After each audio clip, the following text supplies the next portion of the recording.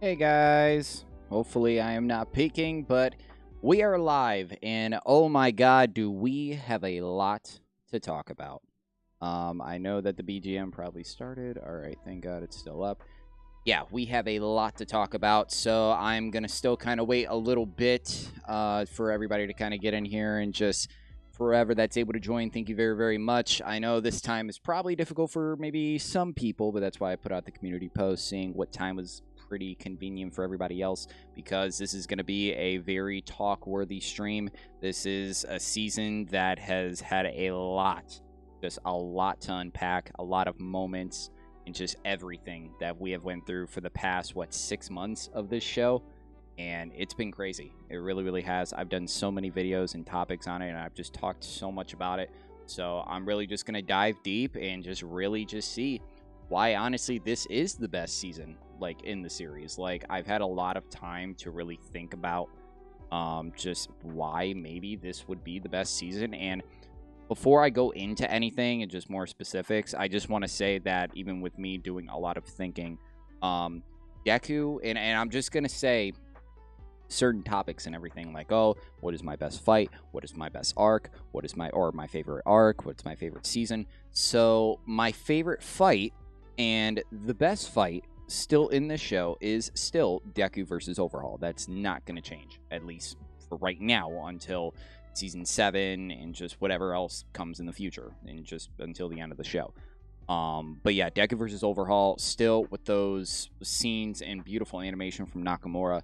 Like, nothing will so far top that, unless if you want to count Deku and Bakugou versus 9 from the movie, from Heroes Rising, then yes, that fight is the best in the series. But as for the TV series, then it's Deku versus Overhaul. But yeah, that is my favorite fight. As for my favorite arc, this was kind of hard because there's been a lot of arcs in here that have definitely been my favorite. Obviously, which most of you may know, the Saikai Raid arc is definitely my favorite. Like, has definitely been my favorite for so long, even before even season 5 and season 6.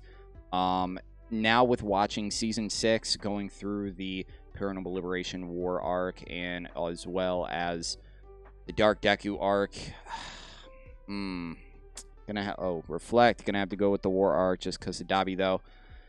Yeah, it was a lot to think about. And it's my top. Okay, let's say this. My top 3 arcs in this show are, and I'm not even going into just like ranking or whatever. My top 3 that I could list off the top of my head: the Shia Saikai arc, the War arc, and the Dark Deku arc. Those are my top 3 in the show. My number 1, I'm not gonna lie,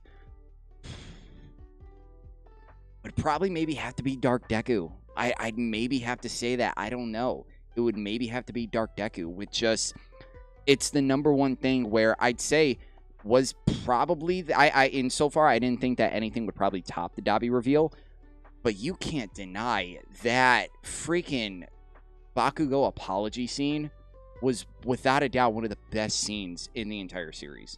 Like, that was just such a long-awaited moment, and just with long-term storytelling, the way that scene was done, the music, just everything, that was such a masterpiece of a scene.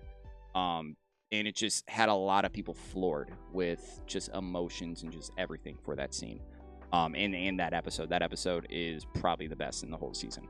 But I probably maybe have to say it would be Dark Deku. I think that arc just showed how much that Deku was dealing with, and it was just one of my number 1 questions going in, that, like, what was he dealing with? What was that switch in his head, or just what was this motivation that was going to lead him? Because all I would have seen, or all I've seen at that point, was the look. And, like, yes, I know it was post-war, but, like, what is the change? And seeing everything that happened in the War arc, and just with the, like, just everything that he's now that he has to take for the future, knowing that he is the last user of One for All, and knowing that, like, All for One is out of prison, and wasn't expecting that, at least, like, literally after the War arc, wasn't expecting that to show.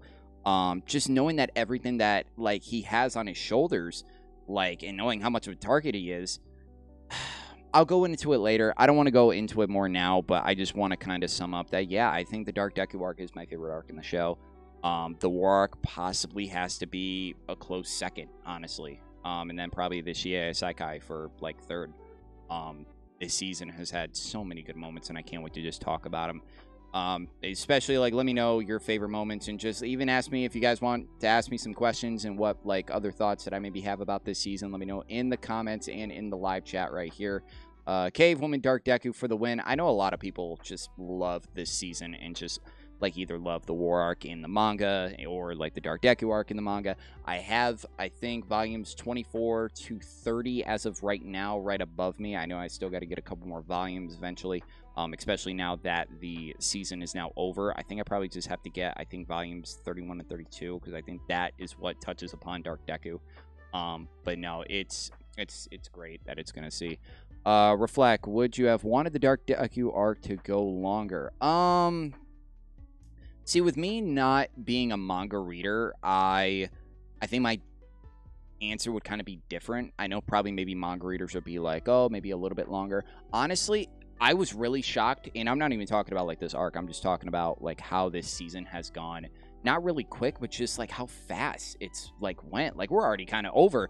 And, like, to me, not being a manga reader, I thought that the War arc was going to be a little bit longer, because I just wasn't sure on how everything was just kind of going to be. I didn't know how the war arc was going to kind of shape up and just what everything was going to happen. So I thought that was going to be a little bit longer. But in terms of pace and everything, I think everything was pretty solid. I think that, like, the Dark Deku arc was good for what it is, and I think that there was no... I mean, there was a difference between... And I think, like, because I don't know if most of you can maybe tell me on how many chapters the Dark Deku arc was in the manga, because I think between this and maybe MVA, I just feel like between those two arcs, MVA should have definitely had some more pace with it, and definitely should have had... It should have been stretched a little bit longer, and I don't even want to go into Season 5 because I've said about it so many times. But, no, I think the pace with the Dark Deku arc was really kind of solid, and just everything they've done with that was really, really good. As a manga reader, it felt like it went on for a while, but only because we had to wait a week between the releases of the chapters. Yeah, no, because when was that? It was around probably the end of Season 4 when I watched it back in 2020. It was like right after I got caught up with My Hero Academia, that the war arc was ending in the manga. And they were going to go into the Dark Deku arc in the manga. And that's all I kept hearing about. I mean, I wasn't too much into it, but I just kept hearing about it, like, people talking about it and how, like, the craze about it when it was back then, like 3 years ago. So it felt like, honestly, for at least people talking about it, it felt like a while that arc was kind of going on. And I don't know where they are in the manga right now. I know that literally the finale has been going on. I don't know how long it's been going on or if it's still going on, so I'm not sure. I mean, then again, I think the manga is in delay right now because of Horikoshi's help. I'm not sure. But no, I have a lot to talk about, so I am just going to get kind of straight into it. And yeah, just talk about one hell of a season. I know that the dub... because, I mean, this season obviously just finished up yesterday. The dub, I think, still has 2 more weeks left to go, and I can't wait to watch it with some of my other friends that are actually waiting for the dub. I know that I recently watched, probably a couple weeks ago, the whole war arc with my friend in dub, and it's not taken away. I mean, sub, dub, My Hero Academia, they're both great. Like, I started out with My Hero Academia with the dub, and it's not even like, oh, I prefer this over that or this over that. I just really only did the sub because I wanted to keep up with everything that was going on for this season and just to avoid spoilers. Like, for this season, it was like, I knew it was going to be really, really difficult to try to avoid spoilers for this season. But no, like, the dub is incredible too. I absolutely love the dub. But to start out, I love this. I mean, I should have said this. I love this wallpaper of, like, and it's the poster for the Dark Deku arc. Everything that they did with the second half of this season was incredible. But starting off literally, and even before what we started off really with everything going on, it was the first season, literally, I mean, minus Season 1, obviously, because it's the first season. But really, Season 6 was the first season to finally not have any kind of really filler episodes and no recap episode. That's already a positive note right there, where you start off the season with a bang, and with everybody excited, you don't even need to have them wait like a week or two to actually get into the story. No, they were like, no, we're starting this off with a bang, and we're getting straight into this story. We're getting straight into the war arc. So when I heard of that and then what was going to happen, like, I absolutely love that. I love that we were going to be just getting straight into here because we were all excited. Like, just when October started, it was great. But getting straight into it, talking about this character coming up next that I've definitely been anticipating, and seeing her performance in this war arc and in this season so far has definitely been great, and I am so excited to see the future of this character. And that character, most of you guys probably know her, Mirko. Mirko had such a great performance in showing in the first couple episodes of this season, taking on literally, what was it, 5 Nomus? Not even any Nomus, but high-end Nomus. Like, she had such a great performance. The animation already just kicked off perfectly for her character. And at least because I was looking at some of the panels for it when the episode was coming out, like, they really did the panels justice. They really were very nice. The voice actress, I think, did an incredible job as well. And yeah, Mirko is just a real badass character. Like, she's definitely up there, at least in my top 5 with female characters. Like, she, like, I'm so excited to just see more of her character when we eventually get more into certain fights and just moments in, like, whatever work or whatever, like, next couple arcs that are going to be coming up next, especially even the final one. But no, just everything that she took from the high ends, just multiple stab wounds to the leg and arm, shoulder. Like, she was badly injured. I mean, she was I think she joined, like, Aizawa, Gran Torino. Like, she joined all of them in the hospital because she was just so badly injured from, like, taking on all those high ends by herself. And then eventually she got some help from Crust and Endeavor and just all of them when they were eventually able to get there.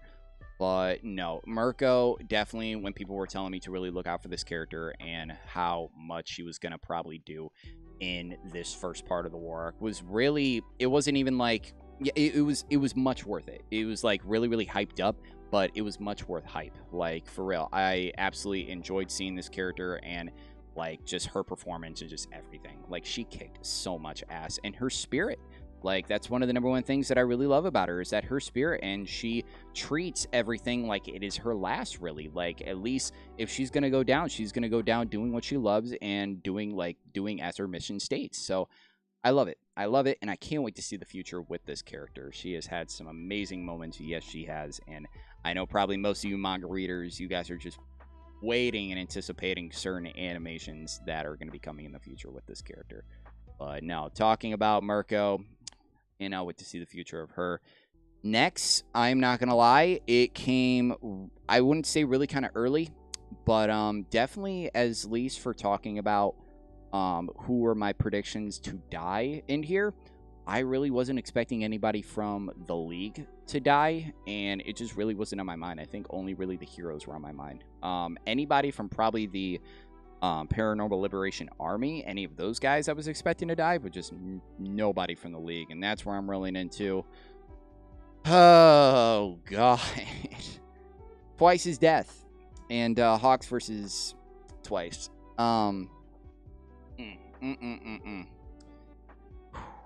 This, I'm not going to lie, was, at least at the time when the episode came out, it was pretty mixed with some people. Some people we're kind of thinking that, like, it kind of came a little bit too fast, either too fast or there wasn't much development with this moment, and that some people weren't really feeling it emotionally. Me personally, I felt it. It was a really, really good episode, and the tension was there for the entire scene. But I don't know. I think that the episode was great. The moment was great, especially like the entire episode with Twice, and just even the final moment with him and Toga was so really beautiful. And like, what more could honestly, at least for the manga panels as well, since I've now read the manga, like, they really done it justice for that entire episode. And when eventually Dabi came into the mix, which just elevated the episode even more. Dabi versus Hawks was, I mean, it was obviously a mismatch for Hawks because obviously he can't tolerate fire. But even like seeing Dabi finally get into the mix and finally showing out in the war so far, and just even with those certain shots, and when he even told him what his actual name was and when it was muted, I love that moment, and it just made me curious on what else was maybe going to happen, and it just furthered my expectations and anticipation for when that moment would eventually come. But speaking of Twice, I don't really know if My Hero Academia is really much of a show of, like, bringing people back, like, death-wise or whatever, because I know with, like, because obviously I'm a really big superhero fan, I'm a really big Marvel fan, so when we see characters, like, either really small characters that we really, really love, or just really, really big characters, and when they eventually, like, die or something, there's possible chances that we could see them come back. Some have come back, and some that have stayed dead.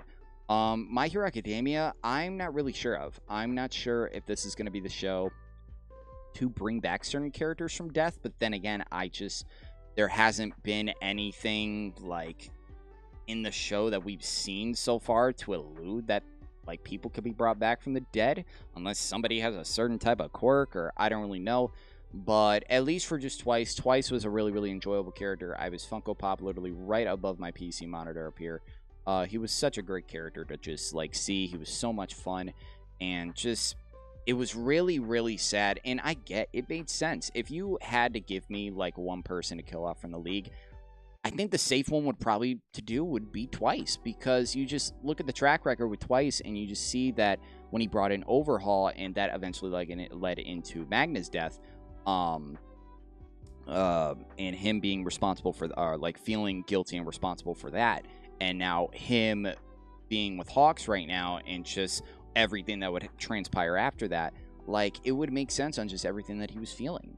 And it was just really, really sad to just see that happen.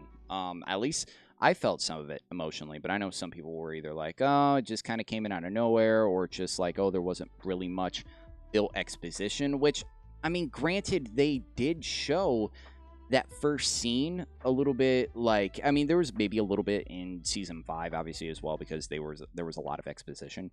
But they even gave us that little scene in the first episode of season 6 where it was Hawks and Twice, and just Twice acting, or not acting, asking for advice from Hawks about a certain something. And just, you felt a little bit right there, and you just saw how much Twice really was being fond of Hawks and just really kind of taking a liking to him. So that right there was at least some exposition that what they were able to bring in with that scene. And just for it to happen right here, I don't know. It was really, really shocking. And it was the first moment with me, at least with 3 episodes in, being like, wow, this is actually happening. Like, we're actually about to start capping people. And Twice was the first one to go. And there will be a lot more to happen right after that. But talking about Twice's death, crazy, and really, really going to miss that character. This one, it doesn't really have anything to do with story, not going to lie. It's just, it was a meme for a little bit. And I'm going to say this in my opinion, and just my personal opinion, just for everything else. I wanted to get this in here and just get it out of the way. This shot. Because I would see this shot on Twitter so many times with this certain shot. And yes, I have the manga right up there, and I've seen what it actually looks like. And I'm just going to say this right now, that the animators and Studio Bones tried their absolute best. They gave it really much their all, and probably to the best of their ability that they could with Horikoshi's work in illustration. Like, we for manga readers, we have seen the looks and just the pages of art for this, let alone this shot right here. Like, it's not bad. It's like, yes, it's one shot, and I get everybody was making fun of it and everything, and some people were honestly kind of pissed, but it's not bad. I know it was a meme for a while, but just still, like, what did you expect them else to do? Like, I really do think that they did a really, really good job, and that's really all I'm going to say. I know I just put this, like, image in here just for, like, just to be hilarious and just funny or whatever, but no, that's all I'm going to say. That the animators and everything, Studio Bones, they all really did the best they possibly could. And, I mean, no matter what, I think they knocked it out of the park and did the best they could in this season. That's just really much it. But after talking about Mirko and then Twice's death, we finally got reintroduced to the Commander, to the first look with All For One Shigaraki and the multi-quirked Shigaraki. This entire scene, and I think it was probably either episode 4 or 5. I think it was episode 5, because episode 4 left us off with this character. Oh, when he was introduced in here, and cities were getting decayed all across the board, you knew shit was about to go down. And that was the moment where, like, all right, now this has taken a turn for the worse, and now everybody needs to be concerned. And just even with this episode, the entire buildup, the tension, the slow buildup, with the first user telling Deku in his mind that he's coming. You need to be aware, be afraid, like, just look out for him. And just everything that was showing with that scene was perfect. And I've seen some panels with that, but seeing it, like, in the anime, I think they did a really, really good, like, beautiful job with that. A lot of the really tension-building scenes in here, I think, were done really masterfully. Like, I'm really going to say that. Like, there were so many moments in here where, like, they haven't honestly done before in My Hero, where they've done certain tension moments, but just some that are just elevated with it, let alone with these moments right here. And with just Shigaraki breaking out, killing Crust in the process, killing Exilus, I think that's what his name was, Exilus, the one that he got the cape from. Poor dude. If I was him and literally, like, if he was out or not, if you're giving me, like, if you're telling me, like, oh, keep an eye on Shigaraki, I'm not doing that. Like, I'm gonna die. I'm like, I'm not even, don't even want to be even near this dude. And I get that they didn't know, like, what he was now, on what he was capable of now, but I am not being close to this dude. Hell no. But that entire sequence and just them trying to get out of there and just getting out of that basement. I know some high ends even died in the process. And obviously I said Crust died. Rest in peace, Crust.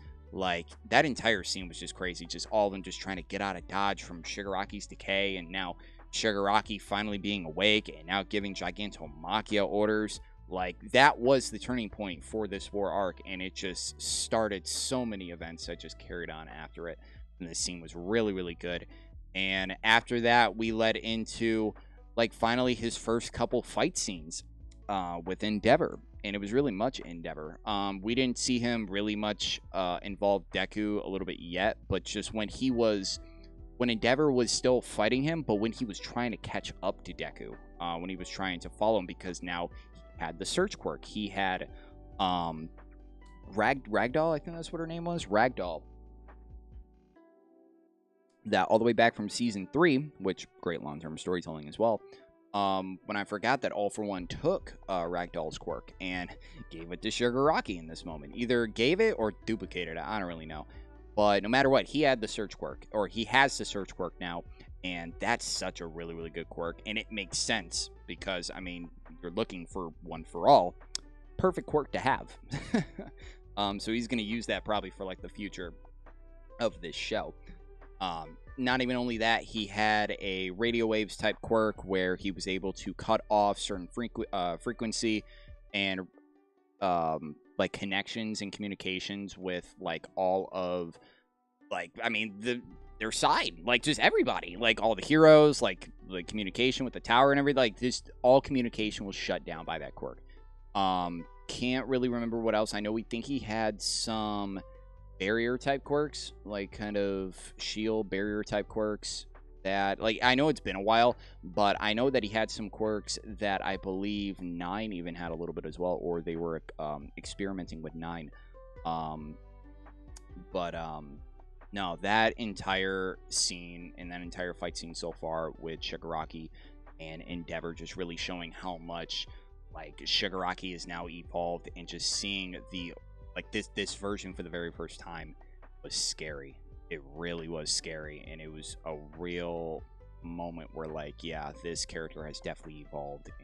I mean, it should have been a little bit more better in MVA way back in the anime, but at least for reading the manga, like, they still did a really, really good job. And whoo, God, I don't know what the future of this character. It's going to be very, very scary, but no, I think that even some of the animation is starting to pick up with this. I also do love that even with Deku, Bakugou was with him this entire time, and I can't wait to get into more with Bakugou and just everything with this season. Bakugou, my God.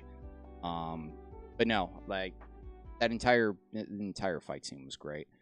But it was really much, yeah, it was starting out with Shigaraki versus everybody, honestly. And it was starting with, because Aizawa eventually got there, because Aizawa was, remember that Aizawa was only holding Shigaraki to his original quirk, only the decay quirk, because he had him for, like, a very, very long time, because Rocklock and the other dude were, like, trying to help him out, like, barely even stand and just trying to help him out and everything. But no, the fight scene just kept going on, and it was really, really good.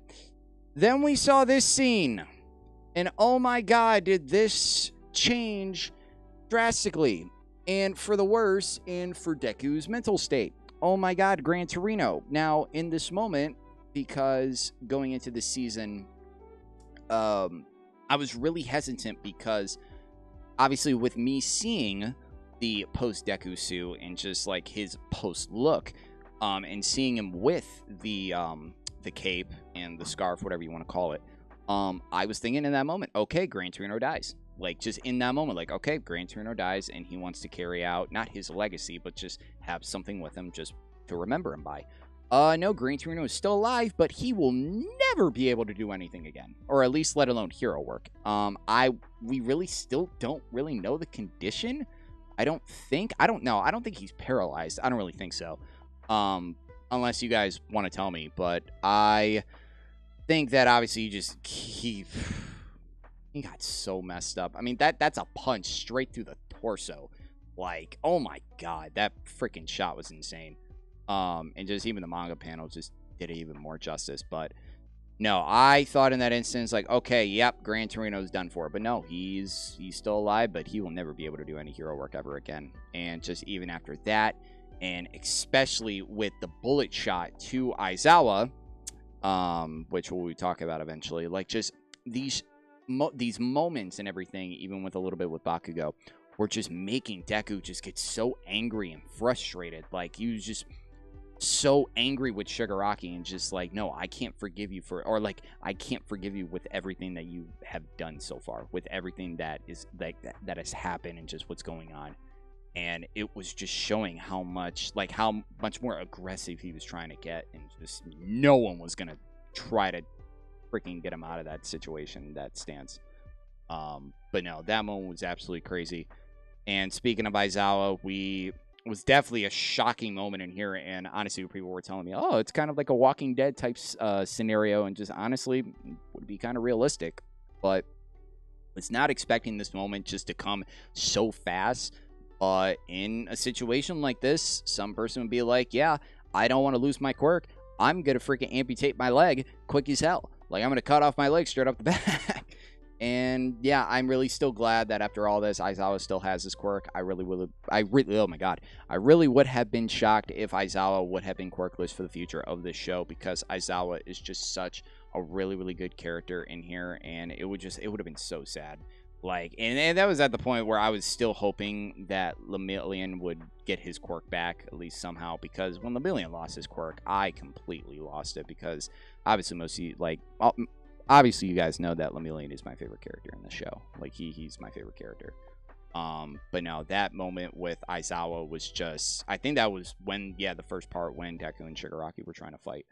Or at least that fight was trying to start off. But no, that moment with Aizawa was really, really quick and just really, really crazy. But now, the much thing that kind of everybody has had a lot of debate with and has been divisive for the entire season and just the last couple months. Deku versus Shigaraki. Oh, I've said mainly everything I could about this fight and everything. Maximilian. Oh yeah, hey Max, good to see you again. What are you expecting for next season? Any predictions? Really quick on that. Well, obviously we did end off, and I'll talk about it a little bit later, that we ended off with other heroes, other foreign heroes, especially even the introduction to Star and Stripe. She and hopefully a bunch of other heroes will be coming in to help, because the situation is now much more dire because of All for One and just now what everything else has transpired now. So I'm really excited to see all of them interact as well. I'm also like really, really excited to see the future with All Might, especially with just how that like ending scene kind of happened. But any real kind of predictions? See, the thing is that I don't know if, because here's the thing, I don't know if the 7th season is going to be the final season. That is the thing, where if it's not the final season, that I can maybe make certain predictions, but if it is, then I'm like, okay, if it is the final season, then obviously in the second arc, or the second half of the season, we're going to get the big second half finale battle, and I would make kind of much more clear predictions on that. But me not knowing if this is the last season or not, I really kind of can't really give any much predictions. I do have one that I know I could say. I do think, no matter what, we're getting the traitor reveal. I could definitely say that for damn sure. The traitor has surprisingly been one of the things that I've not been spoiled on at all. And like I've heard I have my certain predictions for that, and I like who I think it could be. I probably maybe narrowed it down to like 5 different people. But surprisingly, it has been a thing where I have not been spoiled on, and I'm really glad that I haven't been spoiled on it. Please, I swear to God, if any one of you guys spoil, you will be banned instantly. I swear. Because I honestly really don't know who it could be. I was even also predicting that it could be Monoma from Class 1B, just for certain reasons that I kind of won't get into because I have a lot of stuff to talk about. I had, who is it? I had Hagakure, I had Kaminari, I had Oyama. Like, I had a lot of people on that list, or I have a lot of people on that list. So I do definitely think that the traitor reveal will be hopefully coming in Season 7. I will be shocked if we don't get it. Any other predictions for the season? I do think that maybe we could get something with Shigaraki and Star and Stripe. I really think that, like, because Season 7 is going to be a really big one for Star and Stripe, and just seeing why she is the #1 hero of the U.S., and just really showing, like, it's just, like, with the government bringing in them, I just don't know what their kind of plan is going to be, especially coming off the first part of the war. Like, what are they going to do different strategy-wise and just everything else so they can prevent more heroes from dying? Because that entire thing, they don't want that to ever happen again, like, at all, because we lost a lot of really good heroes in that entire first part of the war with Midnight, with Crust, with Majestic. Like, we lost even Native as well. But no, we lost a lot of good people. A lot of lives were lost, and even citizens, with Gigantomachia's destruction and everything, going through cities and shit. So yeah, I don't really know kind of what else to maybe think about with Season 7, but all I know is that I just cannot wait, and just even with my excitement for Season 7 is definitely through the roof, especially with just how kind of really much my hero's kind of back a little bit. Like, it really, really is. Like, and it's great to say that. Because I just going into this season months before, like, I was very, very skeptical because, like, just how, I mean, yes, Season 5 was the worst season so far, and just with certain things like, oh, is there a possibility that a movie could happen and all this other stuff, and just like, oh, just other things that Studio Bones could also be worried about, and just with everything else, because yes, World Heroes Mission definitely did impact Season 5. Like, I don't care what anybody says, like, they literally stretched out the 1A and 1B fights, stretched it all the way out to freaking 10-11 episodes, and they switched around MVA and the freaking Endeavor Agency arc. They switched those around so they can freaking match up the movie with the end of the Endeavor Agency arc. They even put a damn filler episode in there, so there was all reasons why. Looking forward to your reactions to Season 7. Hopefully the wait won't be too long. Honestly, I'd really be shocked if the season would be coming out this year. I don't know. I really honestly don't know. Just depends on maybe what Studio Bones and just like what they're doing. I don't know off the top of my head. I mean, then again, we still don't know who's going to do One Punch Man. I know Studio Bones, I think, is still up there. I think them, Mappa, God, who is it? Was it Madhouse? I can't remember the original studio off the top of my head because I have a lot going on. But no, there is still no clarification on who is going to do One Punch Man Season 3. So we're just going to have to look forward to that. My guess is 2025. I don't think 2025. No, I think that's too far away. Unless they get delayed, I'm not sure.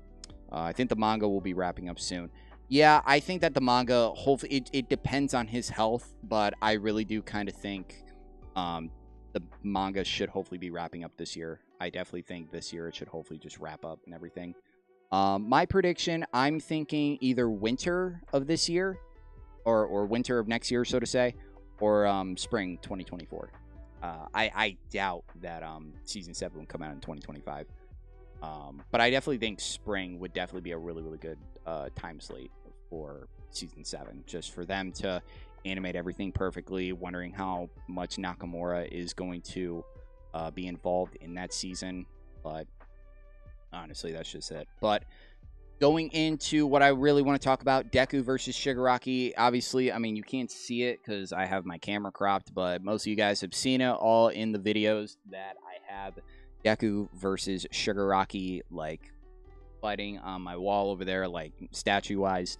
And this was a fight that I was definitely looking forward to. A lot of people were excited for this, and I mean, I don't blame them necessarily. Like, and I wouldn't say I was one of the ones that was kind of like, yes, I was saying that, like, oh, like, if they do everything right, like, oh, this will be one of the, like, this will be one of the best anime fights of all time, and like all that stuff, because I've only seen one panel, and it was with Deku going rage mode. And it was a panel, and it was a scene that I've never seen before, and it was a scene that I could not comprehend what was going on, because I didn't read the manga. I was just seeing what I was seeing, and I could not comprehend what state Deku was in or what the hell was going on. So just seeing that scene would literally be me just saying, okay, this fight is going to be something else. Like, I mean, and just then again, we've just been waiting for these two characters to finally fight for the first time ever. Like at their kind of peaks, really. I mean, Deku, not really where he's like at right now in that moment, but Shigaraki in like his all-for-one form. Like, obviously Deku wasn't going to be able to take them all on just 1v1, but still, like, all I'll say about the fight, because I've said a little bit, that obviously it could have been better. It really could have been better, but it was not bad. It was not bad.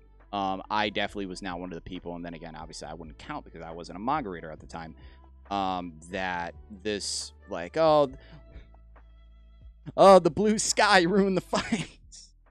That's all I'm really going to be hearing about this season. Blue sky this, blue sky that, blue, like, it's a sky. I like, like, I know that, like, I'm still finishing up Naruto, and I haven't gotten to a certain war arc that I've been hearing so much about, which I haven't obviously gotten to it yet.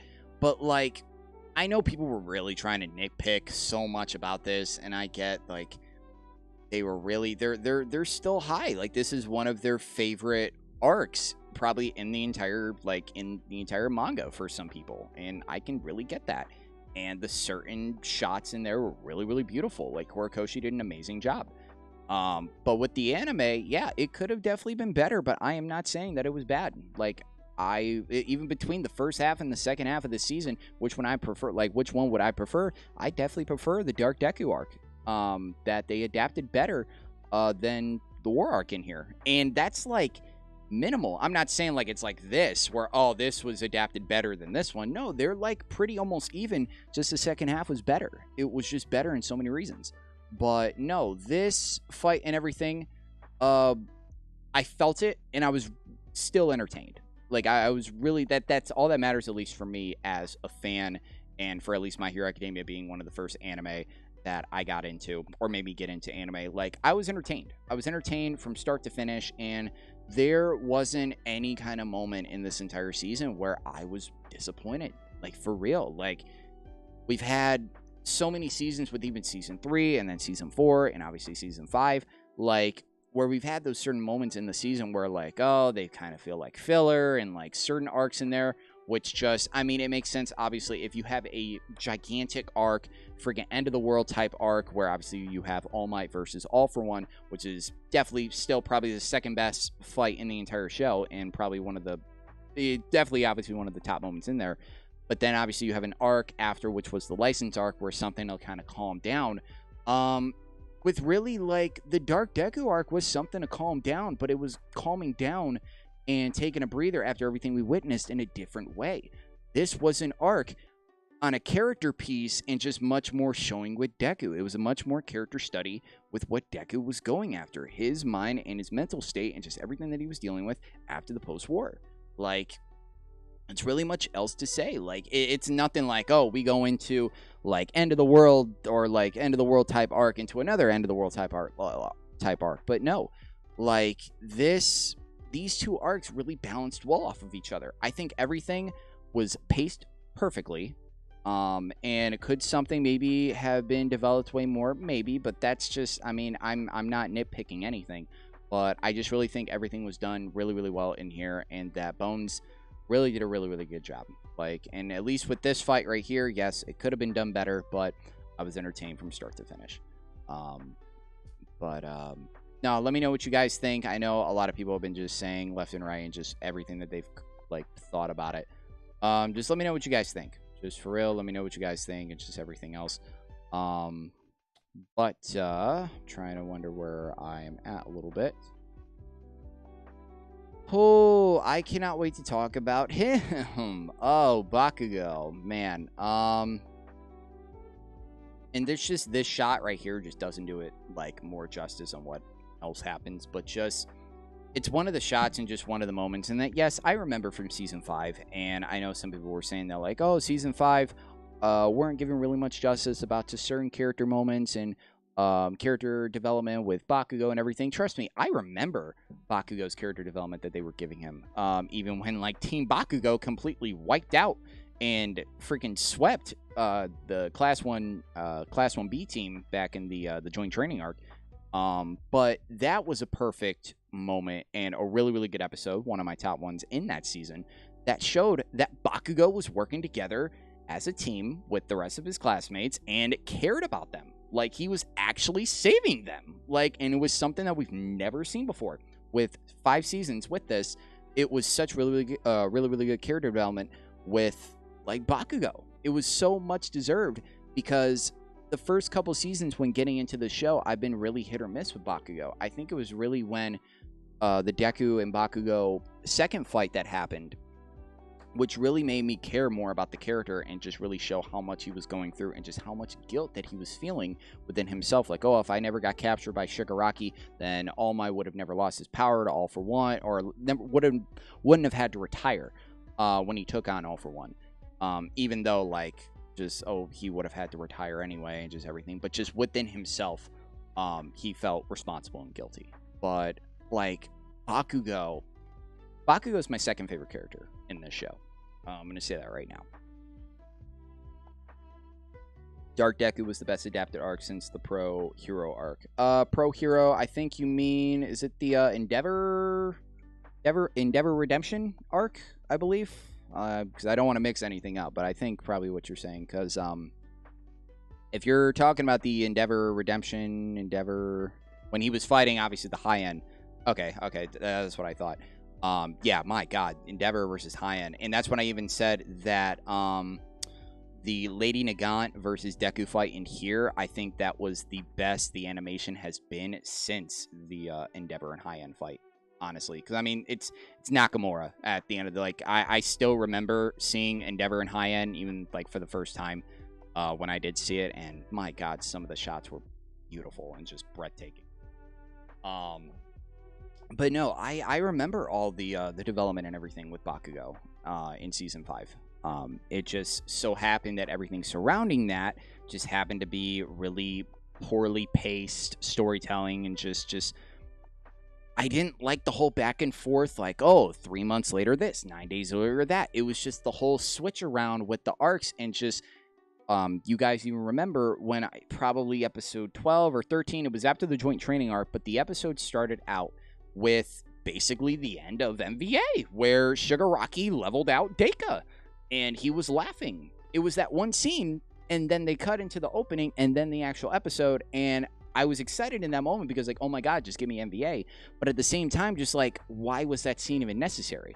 Like, why did we need that scene? And I think it was, the studio just telling everybody that, like, hey, we're still doing MVA. Like, don't worry, we're still doing it. Here you go. Here's the scene. So, Season 5 definitely has its hits and misses. It's not an entirely bad season, but it's definitely not one of the best compared to everything else that we've seen with My Hero Academia. But, yeah, Season 5 is the worst season.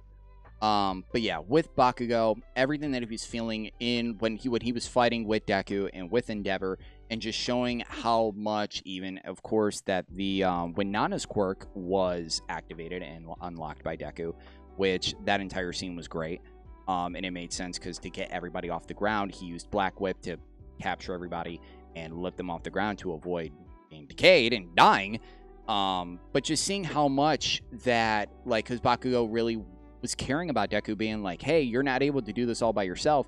And he was like, and Deku was like, well, I'm the only one to keep him off the damn ground. Like, I'm the only one to, like, keep him away from everybody from being, like, destroyed and dying, or to be and being dead and everything.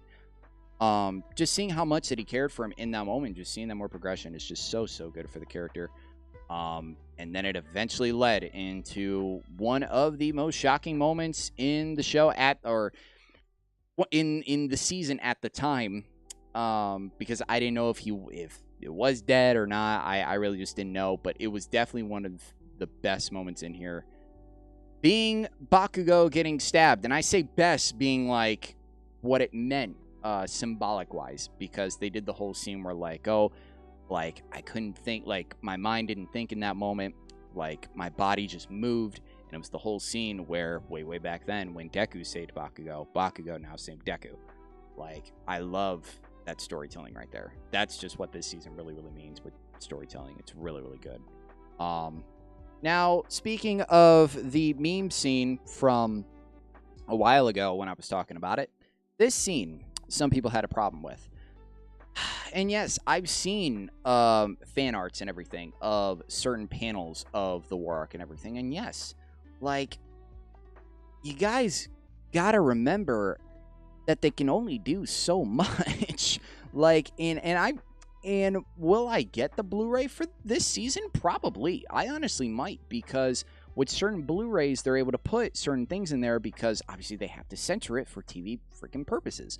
So with the Blu-rays, they will definitely do stuff different, and I'm curious and excited to see what they maybe do different. But with this shot right here, I think people are just nitpicking too much. Like, people got to remember that, like, they have to censor certain stuff, and it can't be like certain, it just can't be how you kind of imagine in your head, and just how you've kind of over anticipated yourself for this, like your high expectations, because that's what everybody kind of had in here. They had really high, like, expectations just through the roof, and I don't blame them a little bit. But when you really, it's not even only with My Hero Academia, but just with certain anime, just kind of can't do that to yourself, because at least for manga readers, you'll end up disappointing yourself. And with me not being a manga reader, which I like reading manga, but it's just like when either reading manga or watching anime, I definitely have more fun with watching anime. And if it's like certain moments that I have a problem with, or maybe like certain moments that they did better in the manga, I will read it. But just, I don't know, that's just me.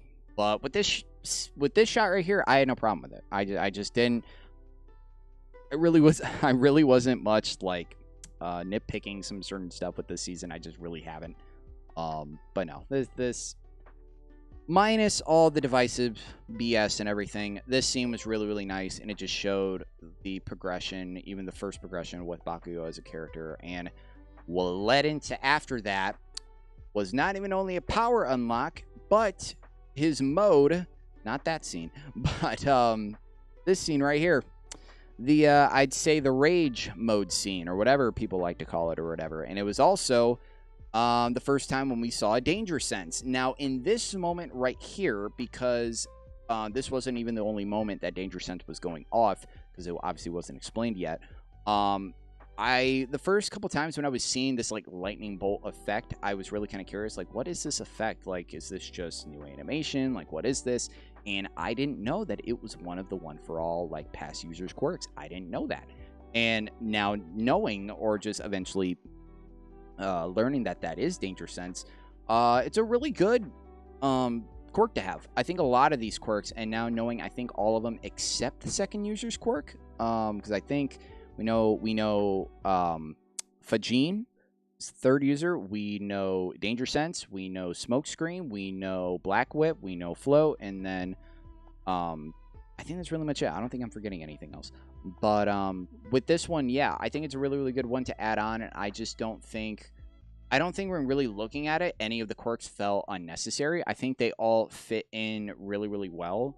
And yeah, I just don't think that, like, I don't think I could pick out a quirk and be like, oh, I don't think he really kind of needs that.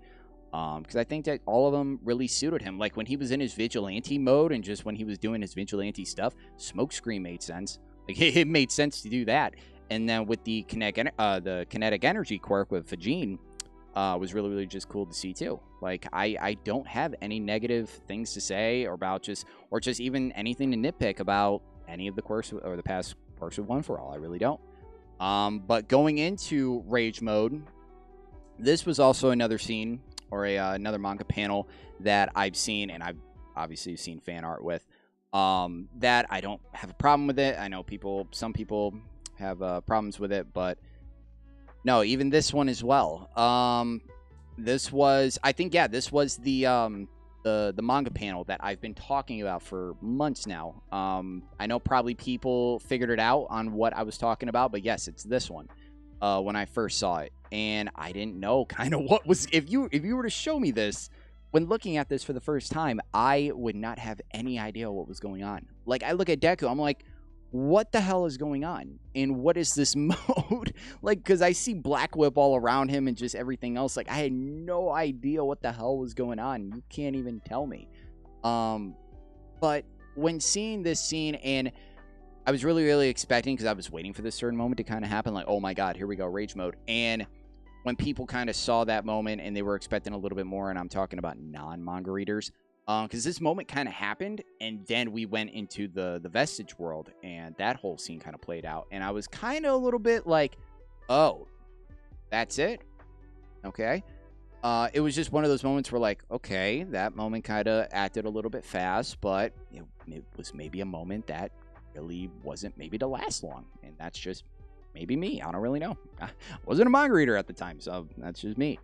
But then we had the whole Vestige scene and just all that, which was really, really good. It just touched more upon just a lot of other stuff. And it was also really, like, it was the first time where All For One was really taking over Shigaraki, using Shigaraki's body, and once again manipulating Tomura.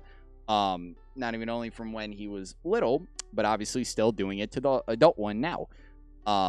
Which Shigaraki was like, no, I want to be in control of my own body, like, please get out.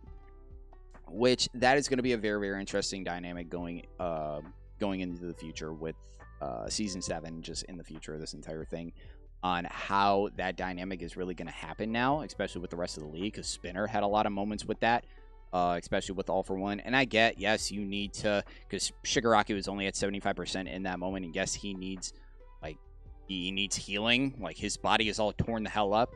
But I think in that moment, Shigaraki really, like, Shigaraki at this point right now, he wants to be his own person and just kind of his own character right now.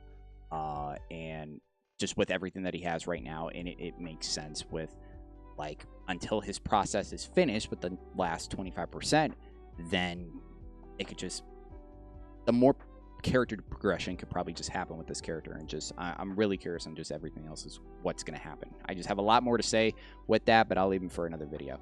But yeah, this scene just kind of really came a little bit quick, but it still was kind of cool to see. And then we had the Vestige scene. They were both kind of knocked out. Both Shigaraki and Deku were knocked out for a little bit. And a much anticipated moment was finally animated. The moment that all of you guys were waiting for, a moment that I was finally excited to see happen, fully animated, and it led up to one of the best scenes and one of the best moments in this entire series. Guys, it was the damn Toya reveal. Holy shit. This entire moment, the fact that Dabi had a plan. He had a plan. He didn't only just take, his name's Skeptic. He didn't take Skeptic just because, like, oh, I just need you. Like, here, come along. And like, oh, I like you or whatever. No, he needed him for this moment to broadcast everything out to not even only all the citizens, but the Todoroki family. He is such a great villain. great villain in here, and I'd say he's... And I had a feeling he was the dark horse for this season, and he's probably one of my favorite developed characters in this entire season and in this entire show. Dabi is something else, and this season really showed it. The whole dance scene, which was the one that you guys were all waiting for, and just seeing that adapted and animated was so good because it was a dance of hatred. It was a dance of just, I want to see you fall. I want to see everything that you stand for and your reputation crumble. Like, that's all that he cared about, because everything that he's went through throughout his childhood, and just when eventually I talk about the whole Toya episode and everything else, like, it made sense, and it was just so sad to just see it all happen. But this entire, like, episode, at the time when I said yes, I think, like, no matter what, I think this is the at least second best episode in the whole season. This is right under the Deku versus Class 1A episode. I think that this is without a doubt the second best episode. Now, I was saying this was the first best, like the top episode in this season for a while. Like, just showing how much that this or this moment just meant for the Dabi character, and just everything that just transpired after that. But no, just seeing in that moment where he almost did use Flash Fire. He would have connected with that Flash Fire if Best Jeanist didn't get in here. But just seeing Endeavor and just seeing Shoto, just with them, like, side by side, just witnessing, wow, like, my son is alive, my brother is alive. Like, I mean, not technically anymore, because realistically, Toya is dead. This is not Toya anymore. Like, I think it's, at least for Shoto, it kind of got a little bit, but Endeavor took a little bit with, I mean, Endeavor, obviously it was going to take a little bit. That I think for maybe a little bit for even the next season, that it's going to take a little bit to kind of get the thing with, like, Toya out of his head, where, like, hey, your son, this is not your son anymore. Like, this is the monster that you created, and it is the monster that you have to destroy.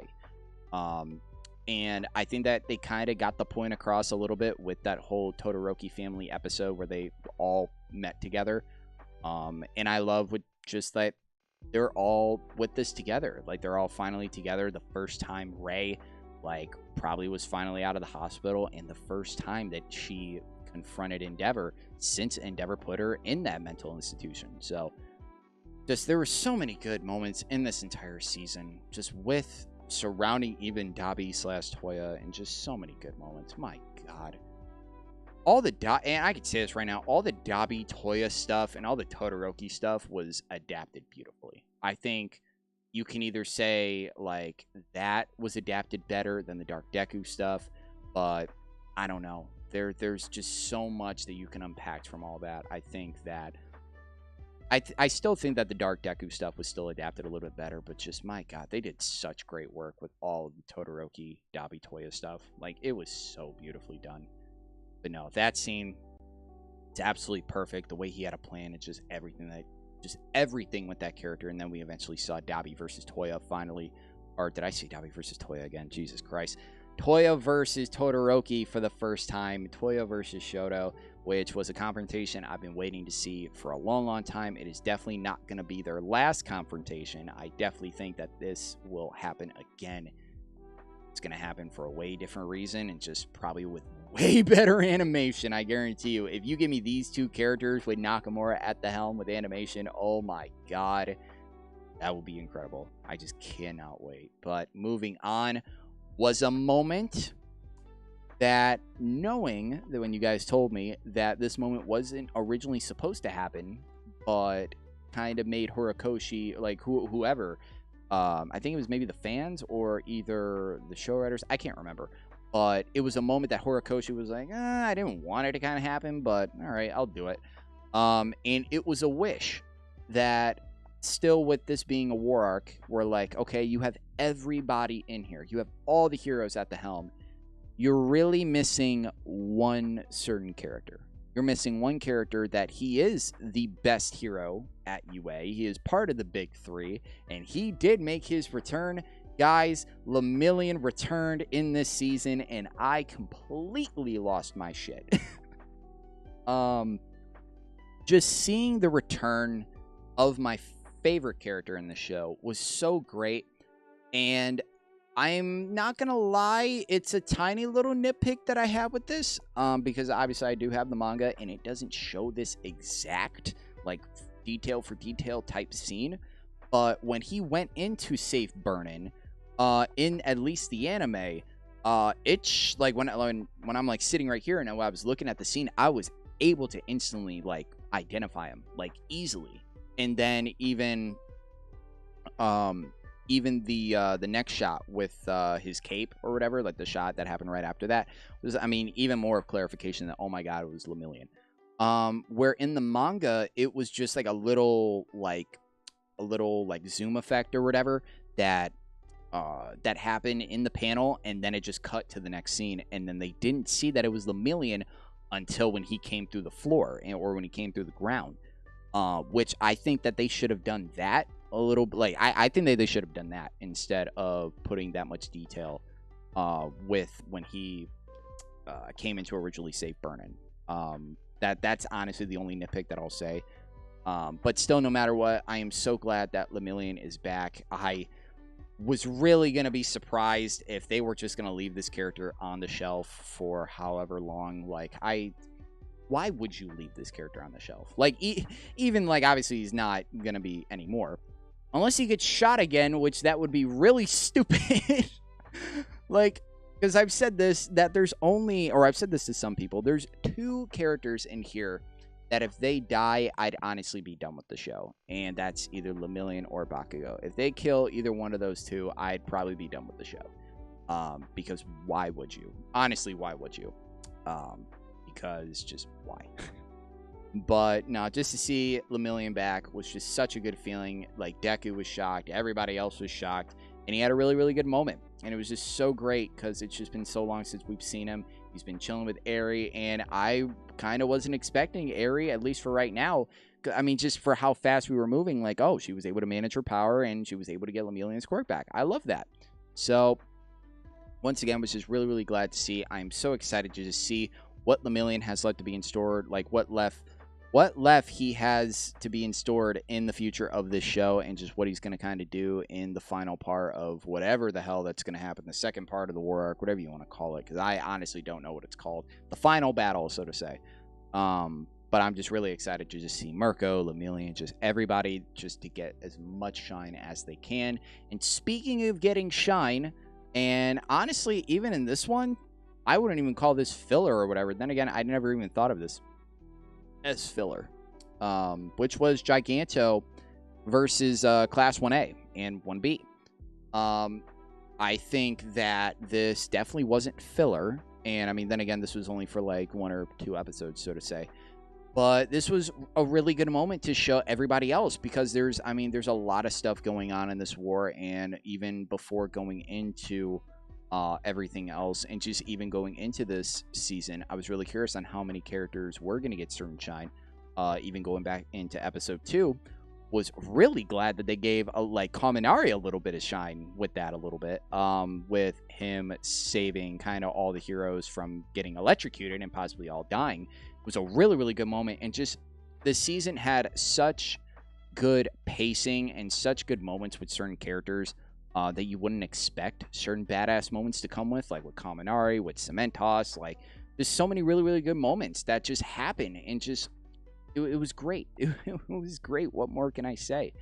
But with Giganto in Class 1A and 1B, it was really, really good to see. It was good to see Momo at like a leader, honestly, because she was, even way, way back when I've kind of been familiar with this character, I'm thinking like, oh, she's, I mean, the other kind of person that I would see like kind of be running the class instead of Ida. But just showing, even when I think it was Todoroki and Momo taking on Eraser, I think season 2, with the final exams or whatever, just showing how much that Momo was going through, and just showing how much that she kind of couldn't make decisions like on the spot, and just even with the Tokoyami, and like the Tokoyami fight from the sports festival, and just how kind of pathetic that was, at least for her character. She was just going through a lot in general. So just being able to just see her let alone after Midnight died. And I mean, they didn't know that at the time, but just after Midnight and just hearing Midnight's final words, it was a really, really good moment for her. It was really, really good. And just being like her being that leader and being that person that at least just gave it their all. I was not expecting Giganto to freaking do a transformation or whatever the hell. And I don't really know if this is maybe his final transformation. I don't really know with this gigantic mofo. I really don't know. I mean, I didn't think that they were gonna beat him, but at least to just stun him or just take him out of commission a little bit. I don't know. Like that, I thought that maybe could have been more. But there was really, really good moments with Mina. Oh God, Mina Hashido. My God, it was just blanking out for a little bit. With Ashido's character, was really, really good, and it was very anticipated as well. With the backstory with them, and she froze up literally because she had the sedative in her hand and just realizing in her head like, oh my God, this was the gigantic person that I was literally afraid of from all those years back, and she was frozen in that time. But my boy, man, I love that Kirishima was able to be that one to eventually get that sedative in his mouth, and it took a while, but eventually he was down and out for the count eventually. But I just love that Kirishima was the one, and I think it was the first time we heard Yusei run in this season, and that was before, because I think they really only used it twice in this entire season, unless I'm wrong. It was this scene, and it was the Deku in Class 1A scene. So I just love the use with Yusei run now, because I don't really know if back then like it was used much often or whatever, but because I mean, I just love that it's now used kind of rarely because it just means so more. Like when you hear Yusei run, you're like, oh my God, like either some crazy shit's going to happen or just some real emotional shit's going to happen. But just no matter what, it's going to be great. And just to see Kirishima just do his thing and just literally just go for it and have that moment was so, so good. And it was great. I just like Kirishima is definitely one of those characters where like, yes, he's a really, really good secondary character, at least for me.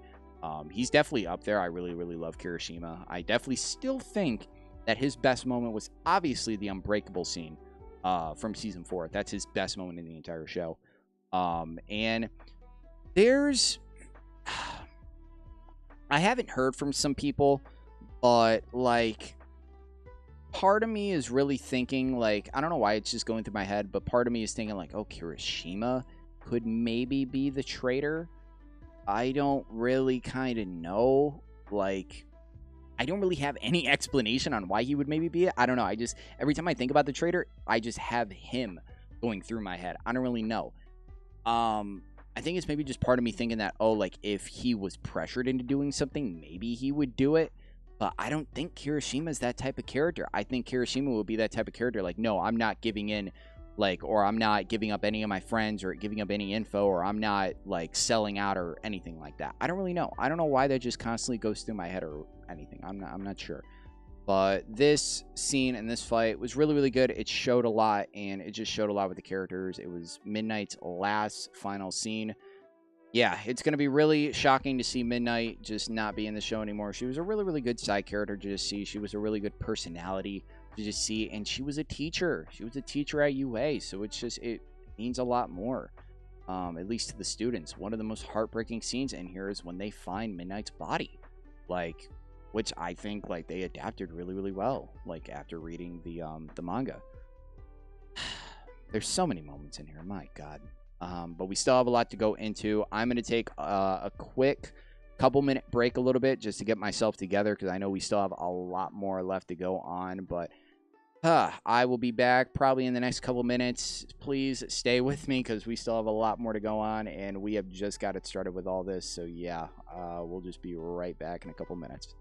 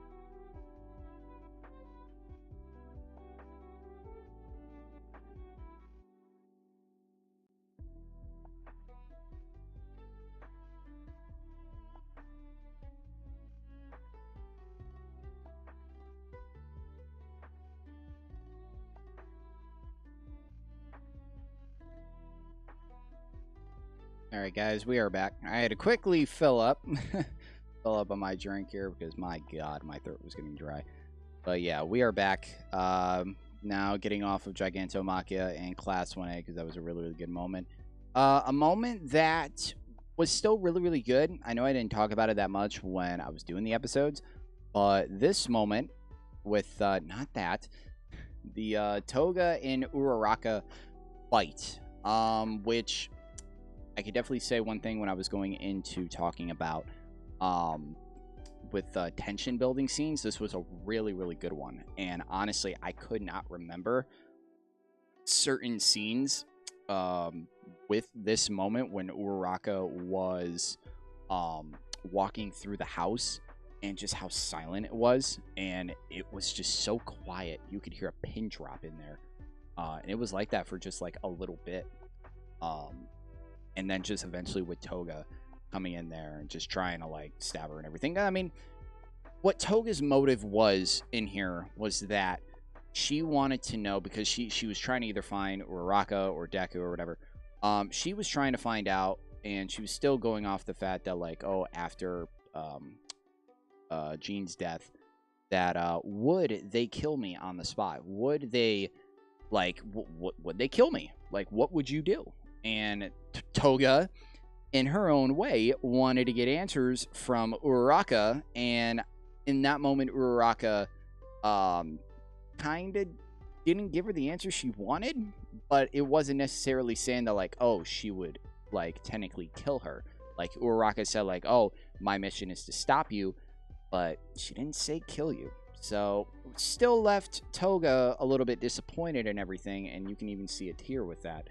And that was just a little bit more when Uraraka was giving her speech, that she was thinking about Toga a little bit in that moment. And I hope that they do kind of clarify that more in Season 7, and I just don't really kind of have much more to say about Toga in the future, and I don't really know. I know that there's maybe more insane moments with her in the future, and just what else kind of maybe left with her.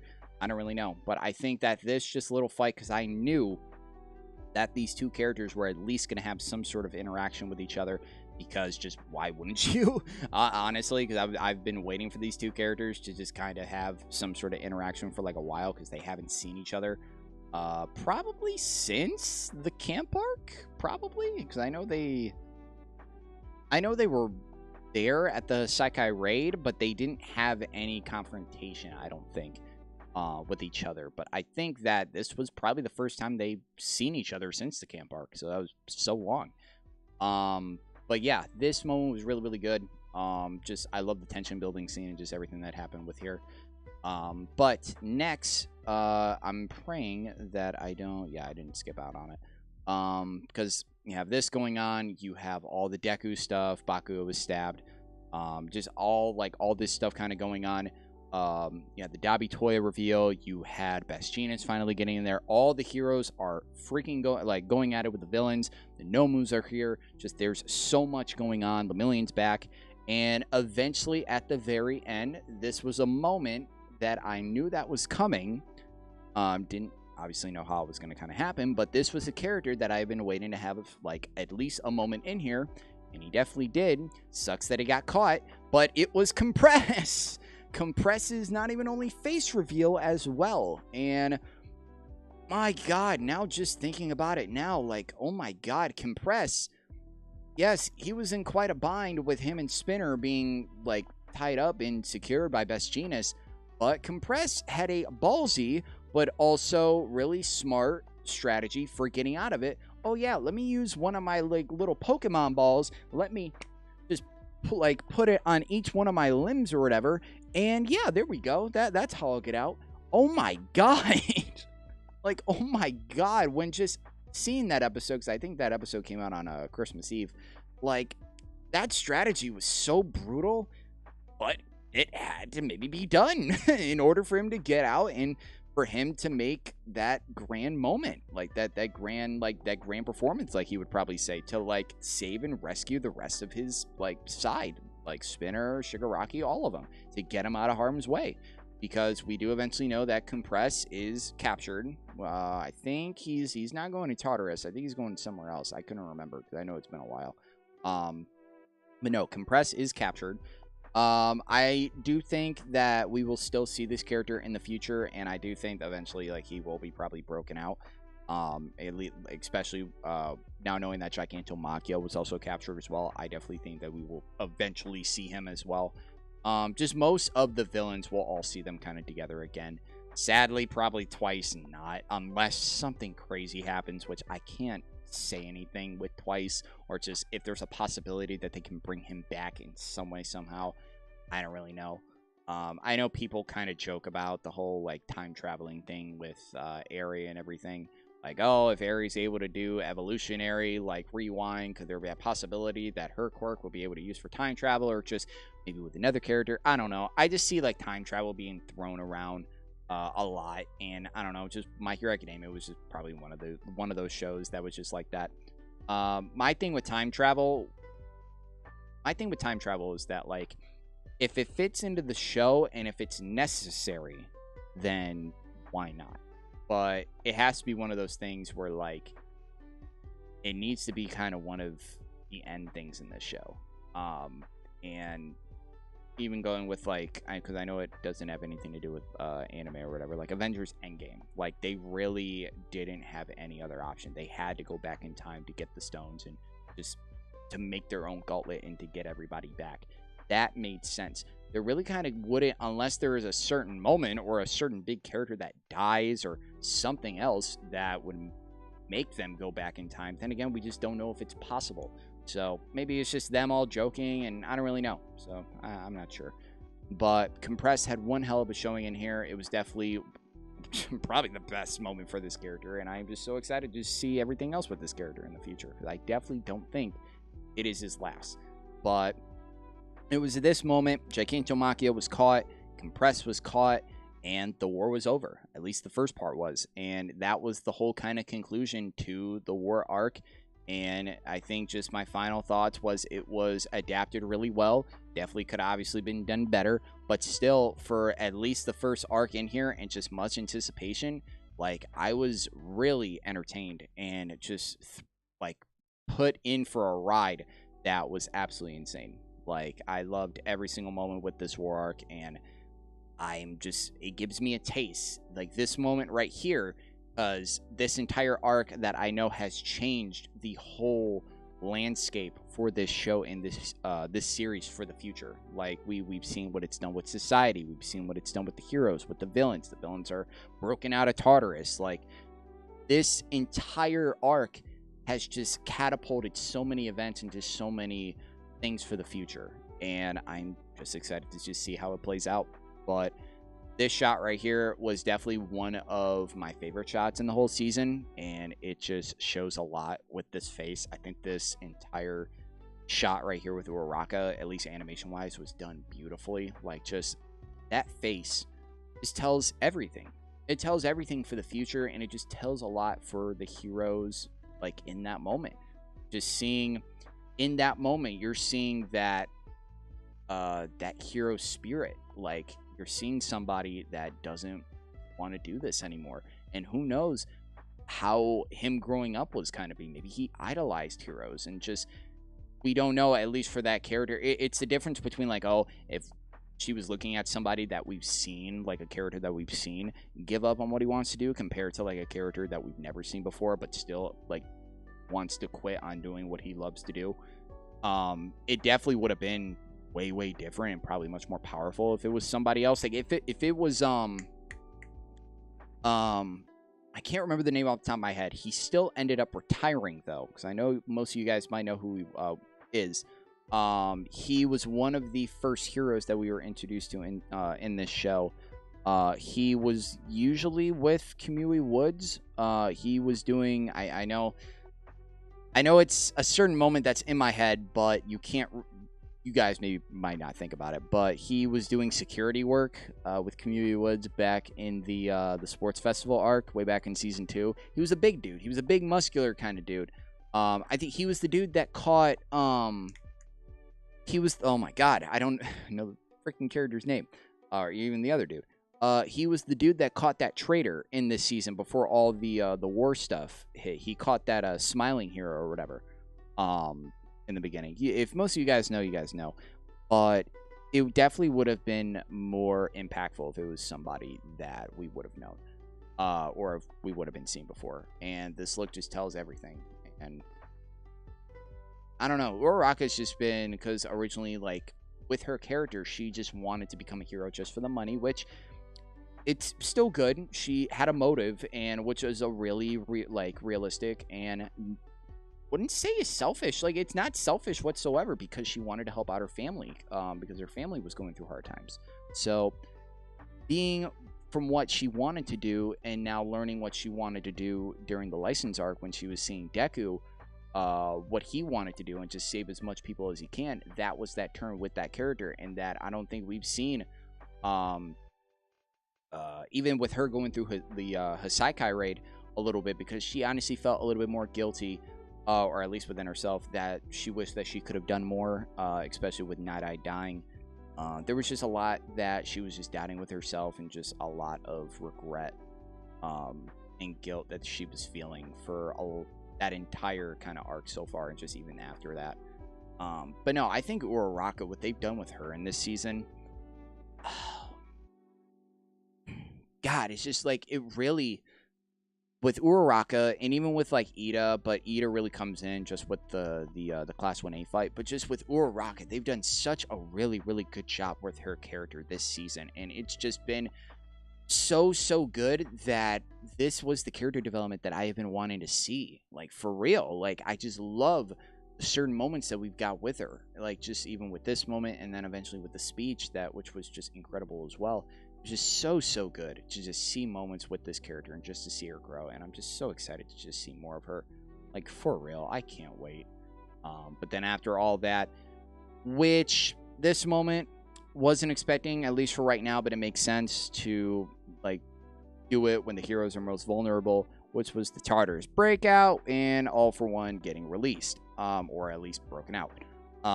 It wasn't even only All For One. We did see the return to a lot of different villains, which was, I believe, Moonfish was that one dude from the Vanguard Action Squad that we saw a little bit. I think, did he end up? No, he ended up killing a lot of people, but he didn't end up dying. We obviously did see the introduction to Lady Nagant a little bit, the little cameo. We did obviously see the return of Stain and the return of Overhaul. We saw a lot of villains in here, just a lot. Overhaul was definitely a shocking one. Stain, I was hoping that he would come back, and he eventually did. But I think Overhaul, because I really don't have anything else kind of with him, or at least because, I mean, all that we kind of know is that he was chilling with Lady Nagant a little bit. It sucks because unless something that does happen story-wise with Overhaul, I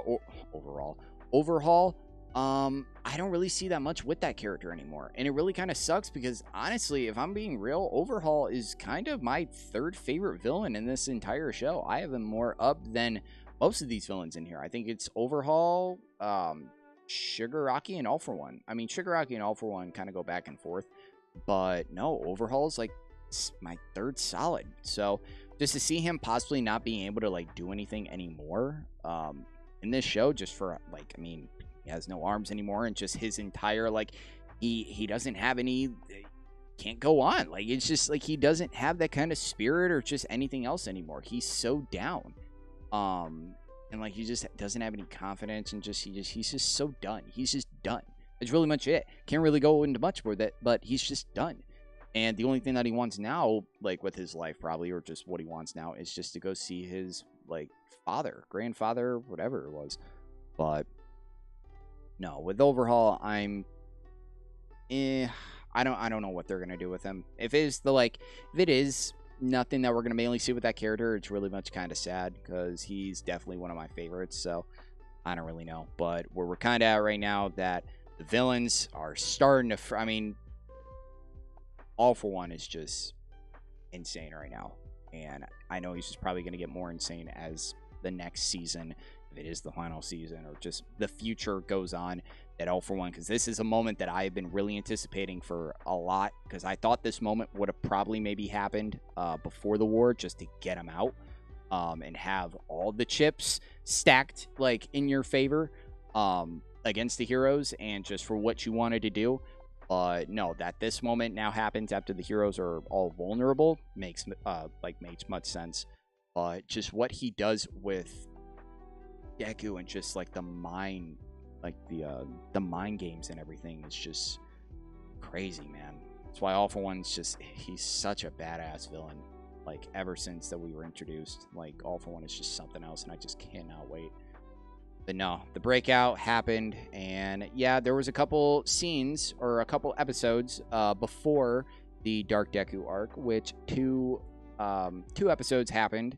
One that I was really, really excited to see. The other one I definitely was not expecting. The one that I was not expecting was the Hawks backstory. This one was under, I'm not gonna lie, under Toya, because we've seen a lot of backstories in this show. We've seen a lot of backstories, obviously, with Toya.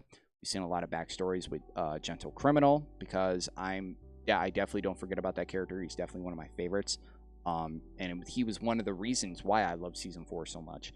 But we just seen so many backstories with certain characters in here. Kago / Hawks, such a, like, disturbing and terrible backstory with this character. And just seeing everything that he had to go through. And just seeing how much, just seeing that, like, kind of coming full circle a little bit, and really knowing the reason why he looks up to Endeavor, and just he fawns Endeavor so much because Endeavor was the one that caught his dad and put him behind bars. Even with seeing that Endeavor like plushie, because we've seen that in like the openings and just like little things. So sad with this character, and just seeing like he was the replacement for Nagant. But both of them too, as I said all those episodes back ago, that both of them too had certain ways of dealing with it, and had, because I mean Hawks had Endeavor, Nagant really didn't have anybody. Like Nagant was going through way worse things than Hawks, but Nagant was just too far gone. But I'm still excited for Nagant in the future with the show. I'm glad she isn't dead. Thank God. I thought in that moment that she honestly was dead. But no, this episode really right here really captured Hawks just as or at least Kago as just like a really kind of broken character. At least like a really, really tough upbringing, and just what he had to go through, and just what he had to do, sever that ties with his mom. And no, it was just very, very, very brutal with this character and with this backstory. That's kind of really all I'll say about, like, really much I'll say about that. But the next one, I was saying for a while that this next one was definitely probably the second best episode, at least for adaptation. I need to take a drink for this one, for real.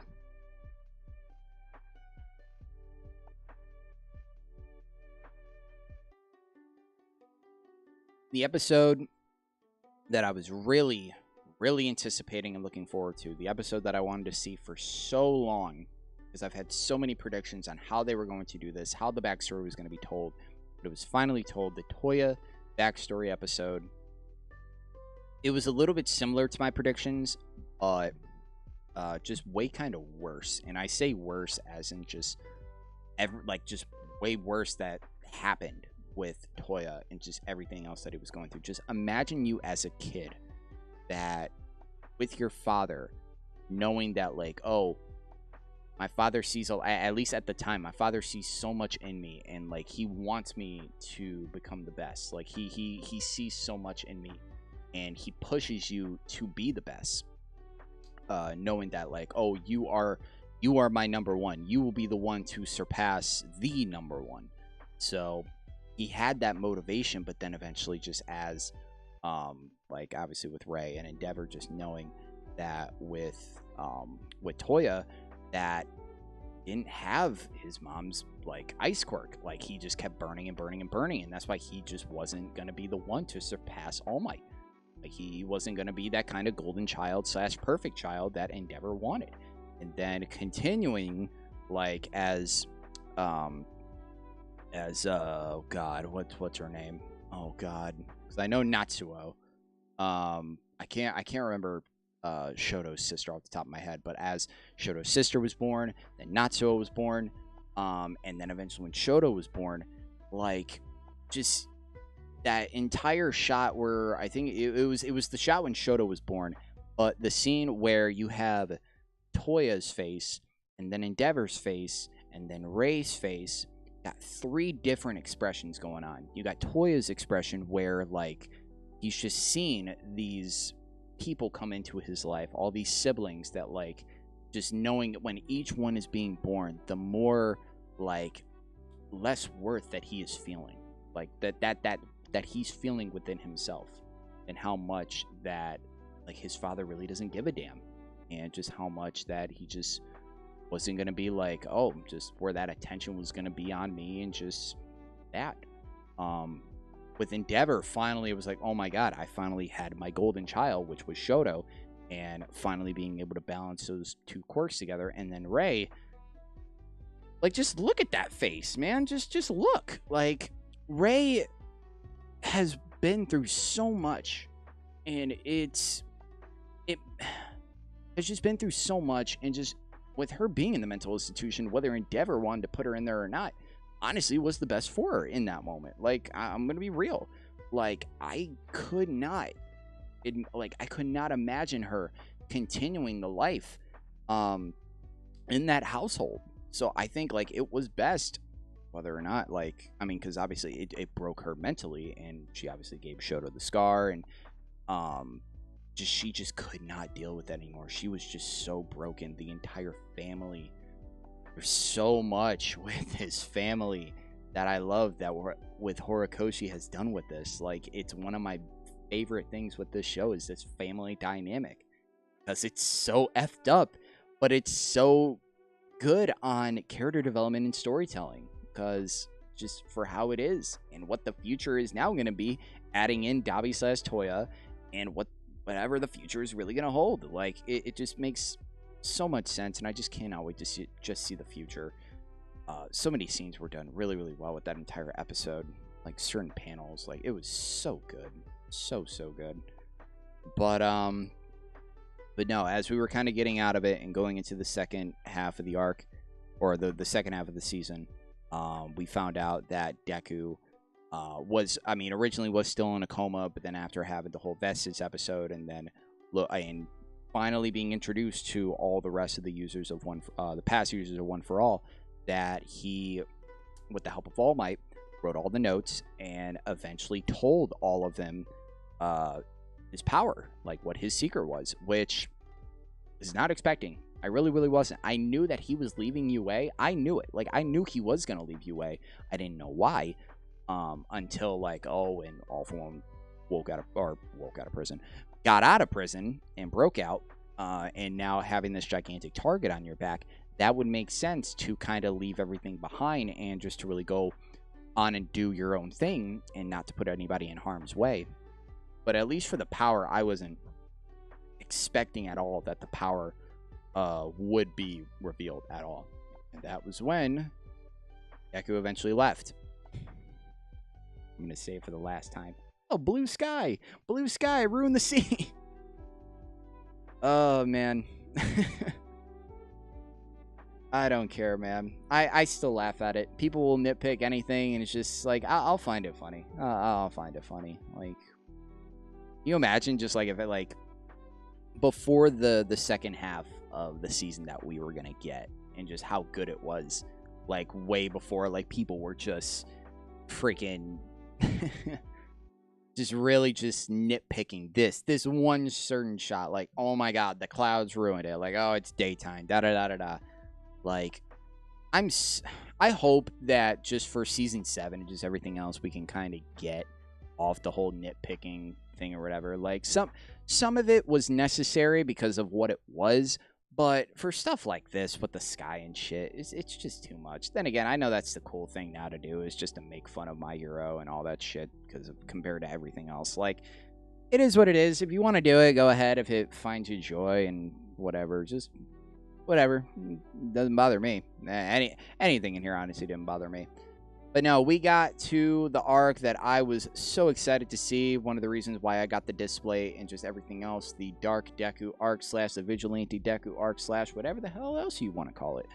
You know, Deku eventually left, and we saw something that I didn't expect ever to honestly see again, but it was really good to see this character once again back, and these two to confront each other once again. It was Deku and Muscular Part 2. Now, it was short. That was good, because it needed to show how much Deku has grown, and Deku is a way more developed character than he originally was back in Season 3 when these first two fought. And showing, because at this moment I thought, like, okay, it was the first time really showing that he used 45%, but I kind of forgot that when Shigaraki's decay and everything was swarming to the city, and when Deku was trying, I think, use full cowling, he used that, I think, at 45%, if I'm not mistaken. But just no matter what, I think, at least for right now, unless we get anything else, or unless they didn't include anything that was in the manga, because I still need to read, I still have to get the Dark Deku arc manga, so to say. I need to get volumes 31 and 32, so I need to read that. But at least for that moment right now, he is able to use 45% of his full power, which is 20 more percent than he was, then I think, yeah, he was originally doing. So this one was really, really good. The animation was starting a little bit to pick up a little bit just for certain shots, and it was just really, really good. And I was so excited to just see everything else. And it was just, with this moment right here, really comparing this Deku where he was right there to where he was eventually when he met up with Class 1A is two completely different, because he just started doing what he just started doing everything. But he was also starting to get used to the rest of the user's quirks, because he started using Smokescreen. Right here, he hasn't used Fujin yet, but he was using Smokescreen. He was using Black Whip. He was using Danger Sense. So I like that in this moment, and for the entire arc of this season, that he was able to just balance all of the different quirks. Not even only just trying, like, he was using the ones that, like, mattered in that moment, and that he had to use, not ones that, like, oh, just to use, but he just knew kind of what to use in the right moment, in the right time. And I think that's really, really good. And that's what I expect with a person that's gonna have multiple quirks, and just what he has to use. He has to use, like, multiple different ones, but he has to know how to balance them for the right moment. So really, really good for Deku in that moment. I love that he was easily able to just take out Muscular with one freaking hit. Like, it's great to see. Absolutely great to see. And speaking of great to see, we saw the introduction to Lady Nagant, which was a character that I've seen before. Didn't know her name, didn't know her backstory, anything else. But my God, everybody was telling me that she was hot. And yeah, she is. For those people that were telling me and everything, yeah, Nagant is definitely good looking for her art and everything. But no, her backstory and everything, and just what. Not even only the fact that she's a human rifle and a human gun, which is pretty, like, I was gonna swear, but, like, pretty cool. Like, Lady Nagant was just such a really cool character to bring in here, and just such a really good person. At least if you're gonna, because All For One was putting out all these hired guns out for Deku, and with Lady Nagant being one of these characters that we just had to do a character study on and just look more into. Really, really good character to bring in, and just so much layered with her. And just, I could say so much on the fight, but I'll say that eventually. But no, with this character, it's just so much that she was going through, and being that person that she was. I mean, I was gonna say the hired gun, but, like, really kind of the person that the government would rely on, and just she would do all this stuff, and within herself, like, it just see her in the wrong light. And to, like, even the scene with the kids, like, where she looked down and just realized all the blood that was on her, like metaphorically, all the blood that was on her hands, and, like, the blood was spilled that she's done for the government. It was just so really good to just see, like, that scene, but it was just so crazy to just see that. I think Lady Nagant definitely has a really, really good future with hopefully being a hero once again. She is definitely, she's up there with Gentle as one of those characters that I want to see become a hero again and join on that side and get redemption, like, for real. Like, other than Gentle that I want to see get redemption, Lady Nagant definitely deserves it as well. But Nagant was just such a cool character to bring. Obviously, All For One gave her Airwalk, which was cool to use as well. But no, Nagant was a really, really cool character. And that was with the introduction to the whole fight. Oh my god, this moment. And I said with this moment, with yeah, it was Manchester Smash. This was the best animation in the whole season. Right here with this one shot, with this Manchester Smash. This was all Nakamura at his finest, which was so beautiful. My god, it was so great to just see this. And the fight, it was that moment where just certain shots, I can't remember what episode it was. I think episode 21, 22. Right, yeah, 21, 22. It was around probably episode 21. But just the entire fight with this, just so many kind of tracking shots, so many shots that they haven't maybe used before too. There's a lot that was done. It was so really, really good. The setting with the rain was just so beautiful. Because everything was done beautifully. Like, really, with, like, the adaptation and everything was so good with this fight. And I can't wait to see, because I didn't want to spoil myself, but I can't wait to see, like, fan-made animation for this fight. I've seen it, that it is on YouTube. I just haven't looked at it, so I'm excited to just look at it and see how they did compared to this. But no, it was so beautifully done. Let me know what you guys think about Deku and Lady Nagant's fight in here and the Manchester Smash and just everything about this, because I know a lot, like, it was right around this time that My Hero was just getting back to what it was, and it was just getting that praise that it deserved, like, right now. It really did.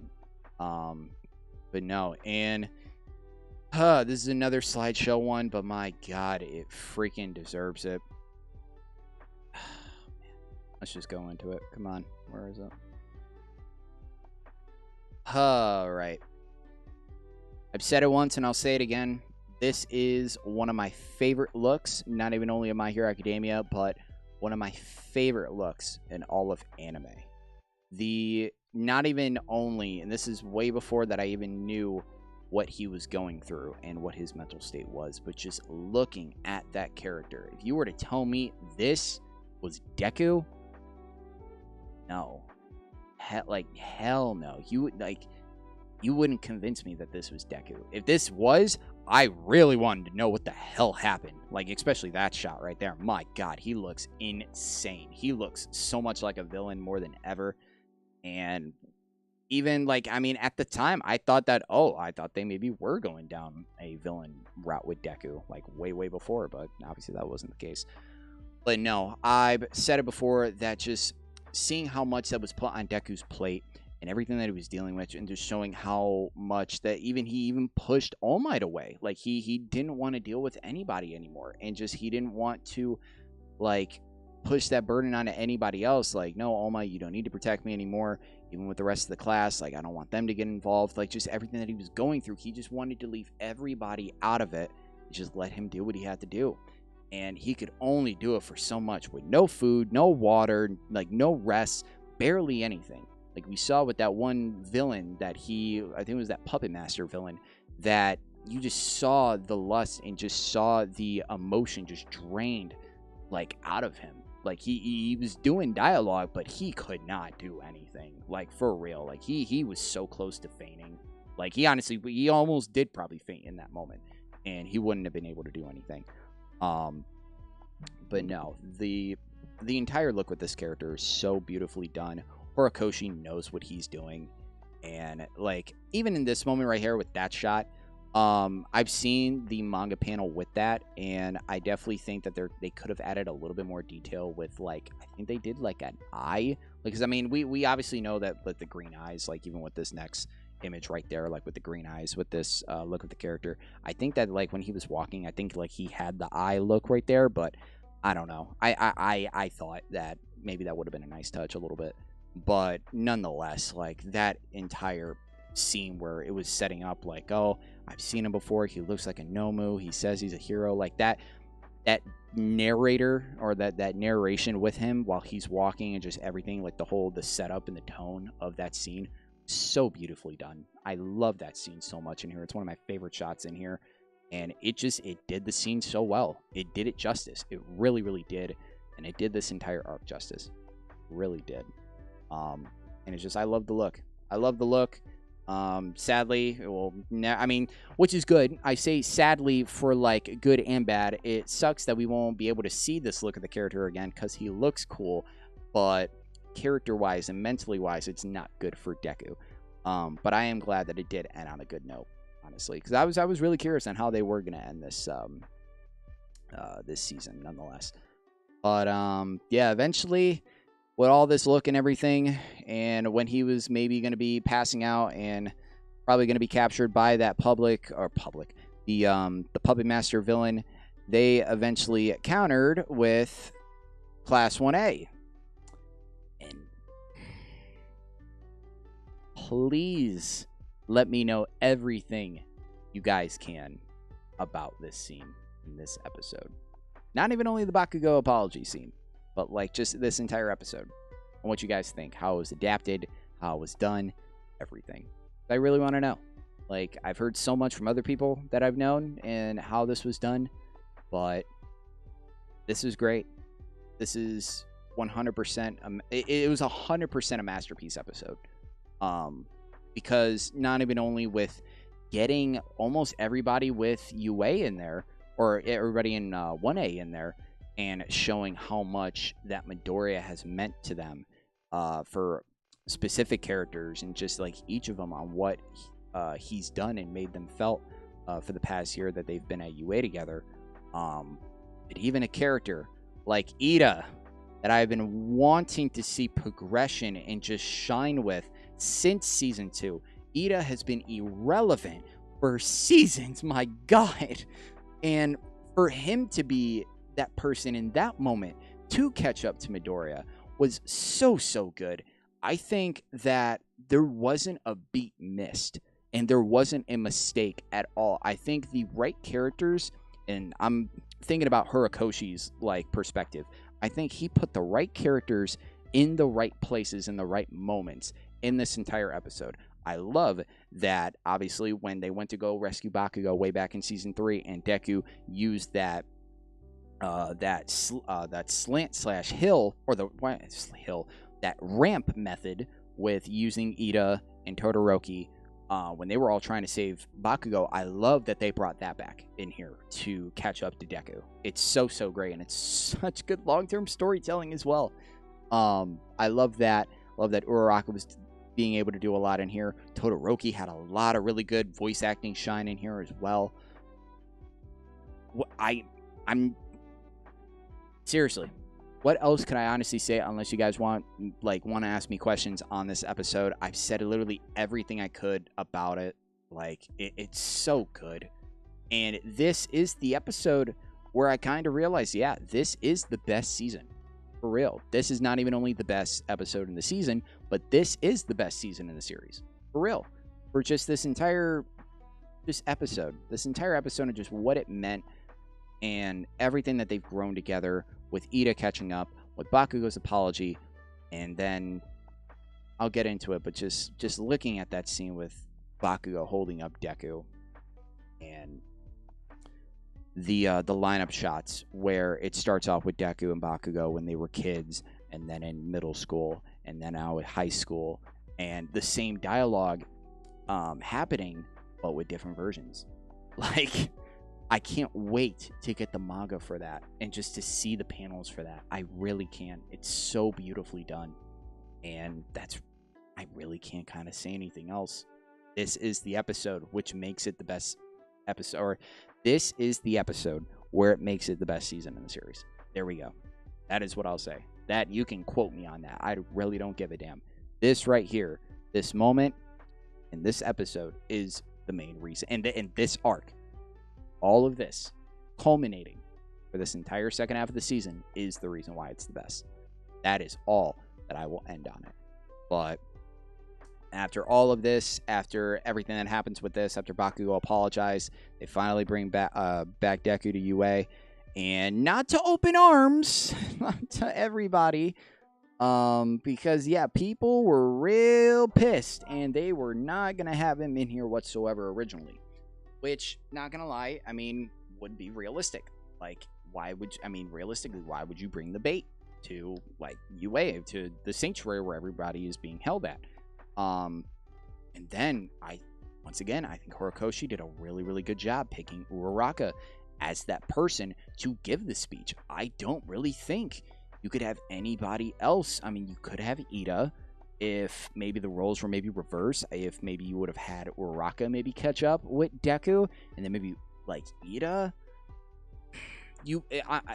I don't really think maybe you could have anybody else if those roles were maybe reversed. Yeah, they maybe could work, but I still think that the final product, having Uraraka be the one to deliver the speech, was the perfect choice. Could not have been anybody else, and just having her be in that character in that moment to give that speech was perfect. Like, for real. It was so motivating and so powerful with that character, which I'd say it's her best moment in the show, for real, until I see anything in the future. And I know even that when it eventually comes back, even that scene right there is so beautiful with Kodo running to him and just, God, it's so beautiful. So beautiful with so many shots. Like, even seeing like depressed Deku and just seeing the certain shots with him was just so beautiful. And I know that the anime kind of messed up on it a little bit with not putting the danger sense, and with this image coming up right here, I did not know danger sense was going off because obviously they didn't put it in, but that did make sense kind of with danger sense going off, because realistically with this mob, like, I'd be kind of nervous and like scared as shit too, because I don't know what this mob would honestly kind of do. They would probably either kick my ass or like they'd probably do any else harm to me. I don't really know. So with Deku being scared, yeah, that would make sense because a lot of people are on edge and uneasy. Just everything was going on. So with even Best Jeanist trying to calm everybody down, I mean, Best Jeanist even freaking lied to some of the people and even called them out too. Some of the people were calling out on him. There's just a lot of craziness going on, and I just love that Uraraka was just able to just bring everybody together in the end, bring Deku, like full-on Deku, back to what he originally was. That spirit, not kind of a little bit like there all the way, but he looks way better than he originally does mentally and physically. Like, I absolutely, such a great episode. Definitely one of the best. And going into the last, probably the last episode, I believe, because I know this one was right here. We got this one. Star and Stripe. Couldn't remember her name, but I remember the look of the character, because I have been seeing people talk about her and everything, and just, it was probably when maybe the manga was going on. Probably, I think she was introduced when season 5 started. I think that's maybe when I heard of her. I don't really know. Or maybe I saw some like TikToks of her or something. I don't really know. Or memes. But no, Star and Stripe. The only, I will admit this, the only thing that I do know about her is that I believe, I don't think it was in Two Heroes. I don't think. Maybe it was. I'm not sure. But All Might saved her. All Might saved her and her sister, I think, back in the US when he was doing, I think, some hero work or something. I don't really know. Maybe it was back in Two Heroes. I'm not sure. But yeah, she was saved by All Might. And the costume and everything would make perfect sense on why she would get a lot of inspiration from All Might, because, I mean, you would look at her and be like, yeah, your costume kind of resembles All Might. You're basically the USA version of All Might. So I'm really excited to just see more with her and much more on how All Might really kind of just means more to her, not even only maybe with saving her, but maybe All Might meant so much more maybe with her childhood, whatever maybe she was going through, or just something else. So the thing with Star and Stripe is that I'm excited to just see her. But what I don't want is, because I once again, I still couldn't have any predictions or just anything else just going forward. I don't want the focus to kind of get off certain people that we should be pushing, like obviously with Deku, Bakugou, Todoroki, like pushing in certain things and bring in a completely, not even only new character, but the number one character, or the number one hero of US, oh my god, the number one hero of the US, and kind of, do I think that she's going to take out Shigaraki? No. That's the thing. I don't want this character to completely overshadow the characters that they should be pushing. Which she's maybe going to be good in whatever arc she's maybe going to be in. Maybe she'll have her own arc. I'm not sure. But that's just one of my things. It's just one of my things where like you bring in a really top character that I don't want to I wouldn't say get shoved down our throats, but to just kind of give all the spotlight to her and just kind of make any of the other characters feel like, just, I don't know, just from, in Bakugou's words, extras, so to say. Keep continuing on building the characters that you need to build, but don't have them be pushed aside to bring in this new character that could honestly be good or bad. I'm not sure. I haven't heard if people liked or like Star and Stripe. I'm not sure. So we're just gonna have to see in season 7. I really kind of can't give any much prediction, but I'm really excited that they've finally brought in the #1 hero in the US, because I've been really curious on who is that person who is the #1 hero in the US, and it is Star and Stripe. I thought that we were honestly maybe going to see her in World Heroes Mission. That's what I think one of my other friends were kind of predicting. Even because one of my friends actually does read the manga and knows about Star and Stripe. So with a movie like World Heroes Mission and bringing in all different heroes, it kind of maybe would make sense, at least for a terrorist group like Humorize, would maybe make sense to bring in this character, but obviously they didn't. So to really, because I'm going to take a drink real quick because I'm about to wrap things up. Oh, man, so good. But to completely wrap things up, oh, man, holy shit. Stain, finally. After much anticipated build, we finally got Stain back. And honestly, I'm fine with it not being with Deku. And I mean, that was just my prediction, that with Stain being broken out of prison, because I mean, being one of those people that got out, I was thinking like, okay, maybe there's something maybe that's going to happen with Stain and Deku, and maybe like Stain will be kind of the person to kind of bring him back a little bit. But no, it ended up being Class 1A, which is good. This right here, I've been really excited to see eventually, because I knew it was eventually going to happen sometime down the line. But no, like right now, Stain and All Might meeting for the very first time, and makes sense. Stain helping out the heroes, getting information, and giving it to the one person that he knows he can trust, and the one person to end him, who would be All Might. And I love for that person, like Stain, that when All Might was really in a state of just, and he's been in this state for a while, probably even during, I think a little bit during season 5, being in that state where he feels like he can't do anything. He feels like everybody else is trying to do their best, and he just feels kind of worthless, being on the sidelines. And even when he was talking with Aizawa, I think it was, the season 5 finale, just talking with Aizawa, being like, no, you guys are just like, everybody's doing so good, and just everybody's doing the most, and just trying to do everything against the League and Shigaraki. And I mean, All for One was captured and everything. Just like, he feels like he just can't do anything anymore. Where Stain's like, no, you like, and that's, I mean, in this moment, he felt like, no, you're not All Might. Like, why are you impersonating All Might? Because in this state, he doesn't see All Might. Like, he sees somebody that thinks that like is not the symbol of All Might, not the person that he grew up loving, and the person that like wants to end him. So it makes sense, and it puts Stain in a really good position with this, and I hope that he gets a lot more shine in season 7. I don't really know the future of this character. Honestly, I might say it kind of really sucked to just see this character just right here and then never see this character again. I'd be really shocked. Then again, I don't know. But I love Stain being this character to prove to All Might and to just show All Might, even with showing him that girl, which, like, cleaning off the All Might statue.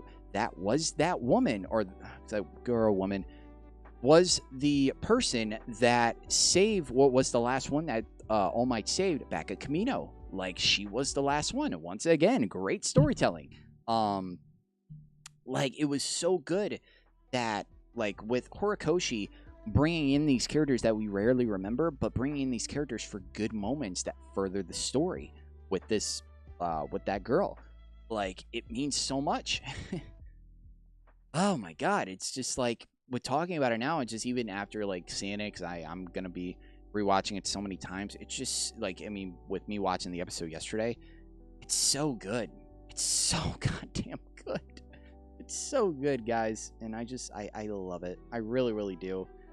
But I'm really gonna end it off with this shot right here, with all of them together, because this shot is incredible. Just incredible with this shot.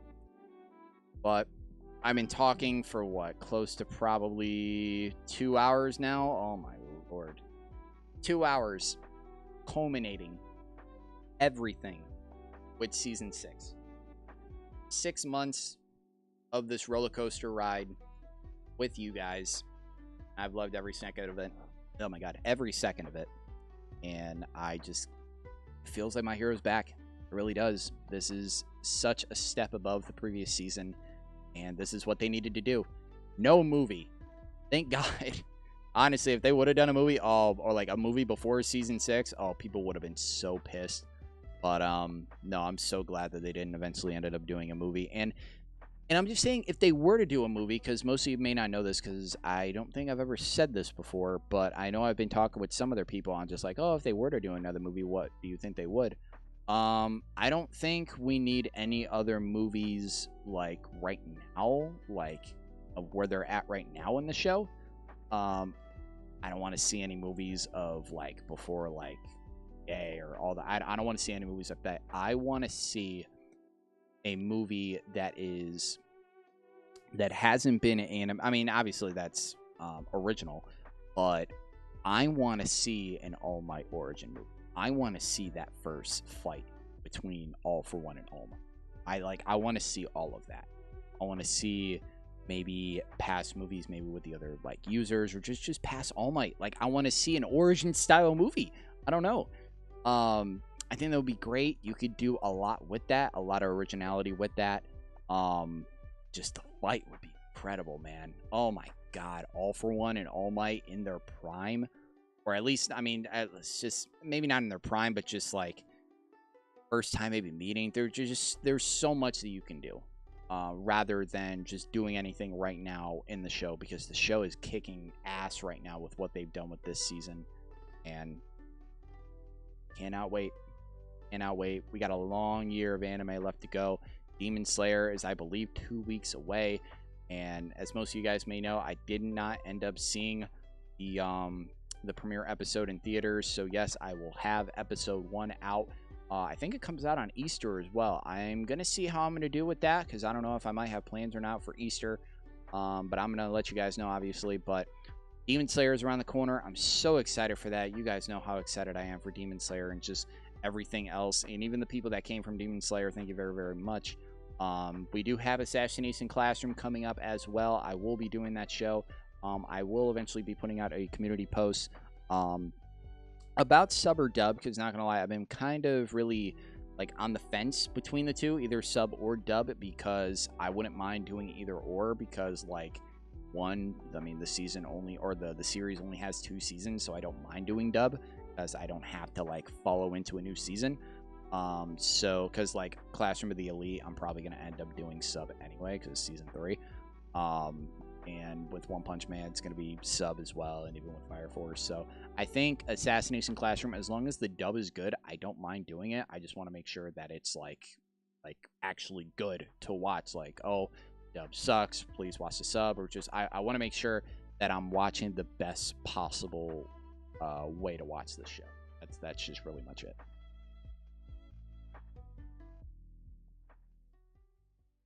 But I'll put that in the community post eventually. Don't know probably when, maybe sometime this week. Because right after this stream, if my voice is not out, I have to record Tokyo Revengers, and I know that they only have, well, now I know, but there's only 2 episodes left for that, because I thought today would be the season finale for that, but no.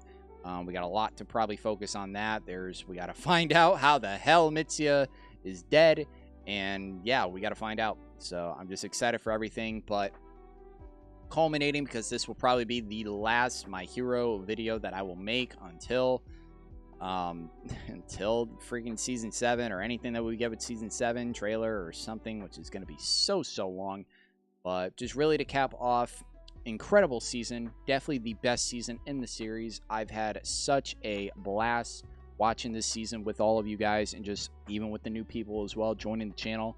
There's so many great moments. Thank you very, very much. You guys are the reason why I do this, so I just thank you all very, very much. Once again, if you have any other things that you want to say about this season, anything that you liked, maybe stuff that you disliked, maybe make sure to list it in the comments or in the live chat. Because, I mean, I'm eventually going to be ending this stream anyway. But just say anything that you want, because this season definitely deserves a lot of praise and just a lot of talks with it. Because it really does feel like my hero is back. And I just can't wait to see for Crunchyroll, for the Crunchyroll Awards next year, that I hope that Season 6 can be up there for Anime of the Year. At least, like, obviously nominated, because this season really does deserve it. Like, it really, really freaking does. But once again, the season, definitely, it was my most anticipated thing from last year, my most anticipated anime of the year last year, and I just cannot wait to just see the future. Just all these anticipated arcs, finally seeing the war arc for the first time, finally seeing the Dark Deku arc, all of this stuff was so good to finally see, and I just cannot wait for the future. But gonna be ending off this stream. Thank you once again. Don't know when I'm going to have Tokyo Revengers out sometime this week, but I don't really know. I know that Demon Slayer is around the corner, and then eventually I'll probably maybe be doing 2 episodes of Assassination Classroom a week, so that's probably maybe going to be like 3 videos a week I'm probably going to do for that. We do know that, and I'm not going to go into it much longer, but we do know that Jump Festa, I believe, either has already come, or I think is maybe still going on with their last day. I'm not sure. But I know they've been announcing some stuff. They announced some Spy Family stuff. Spy Family Season 2 will be coming out in October this year, as well as they announced the release date for the Spy Family movie, which will be coming out December 22nd in Japan, which maybe for that movie, depending on maybe when it's going to come out, because I don't really know if I'll probably maybe see that movie in theaters when it comes to, like, the US. Maybe it's something that I can maybe do with you guys. Maybe a watch along for maybe some people, depending. I'm not sure. But that's just so long down the line. They've announced some stuff with AOT. There was a JJK trailer released the other day. I'm more than likely not going to react to it because, I don't know, anime trailers are just so short and it's just really much. I can't really talk about it unless I've read the manga and what I'm actually excited for. But you know damn well, I think they announced it July 6th. I believe that is the date that they announced for JJK Season 2. It is the day after my birthday. So unless the date changes or whatever, it comes out of my birthday month nonetheless. So I'm very, very excited. Still got some anime that we still need clarification with on release dates and just everything else. One Punch and Fire Force, still waiting for that. Still waiting also for Classroom of the Elite and even Solo Leveling as well. I'm actually really excited for that. Don't know if I'm going to react to it, but it's still on the list. But woo, I have to really save my voice because I have been talking for almost 2 hours straight. Cannot wait for the future. Still have a long year of anime still to go, and I hope you guys can stick with me and just watch all these amazing moments together. I try to do my absolute best with the time that I have because I'm so busy with everything that I have going on and just work and everything, so I try to do my absolute best with the content that I'm able to do.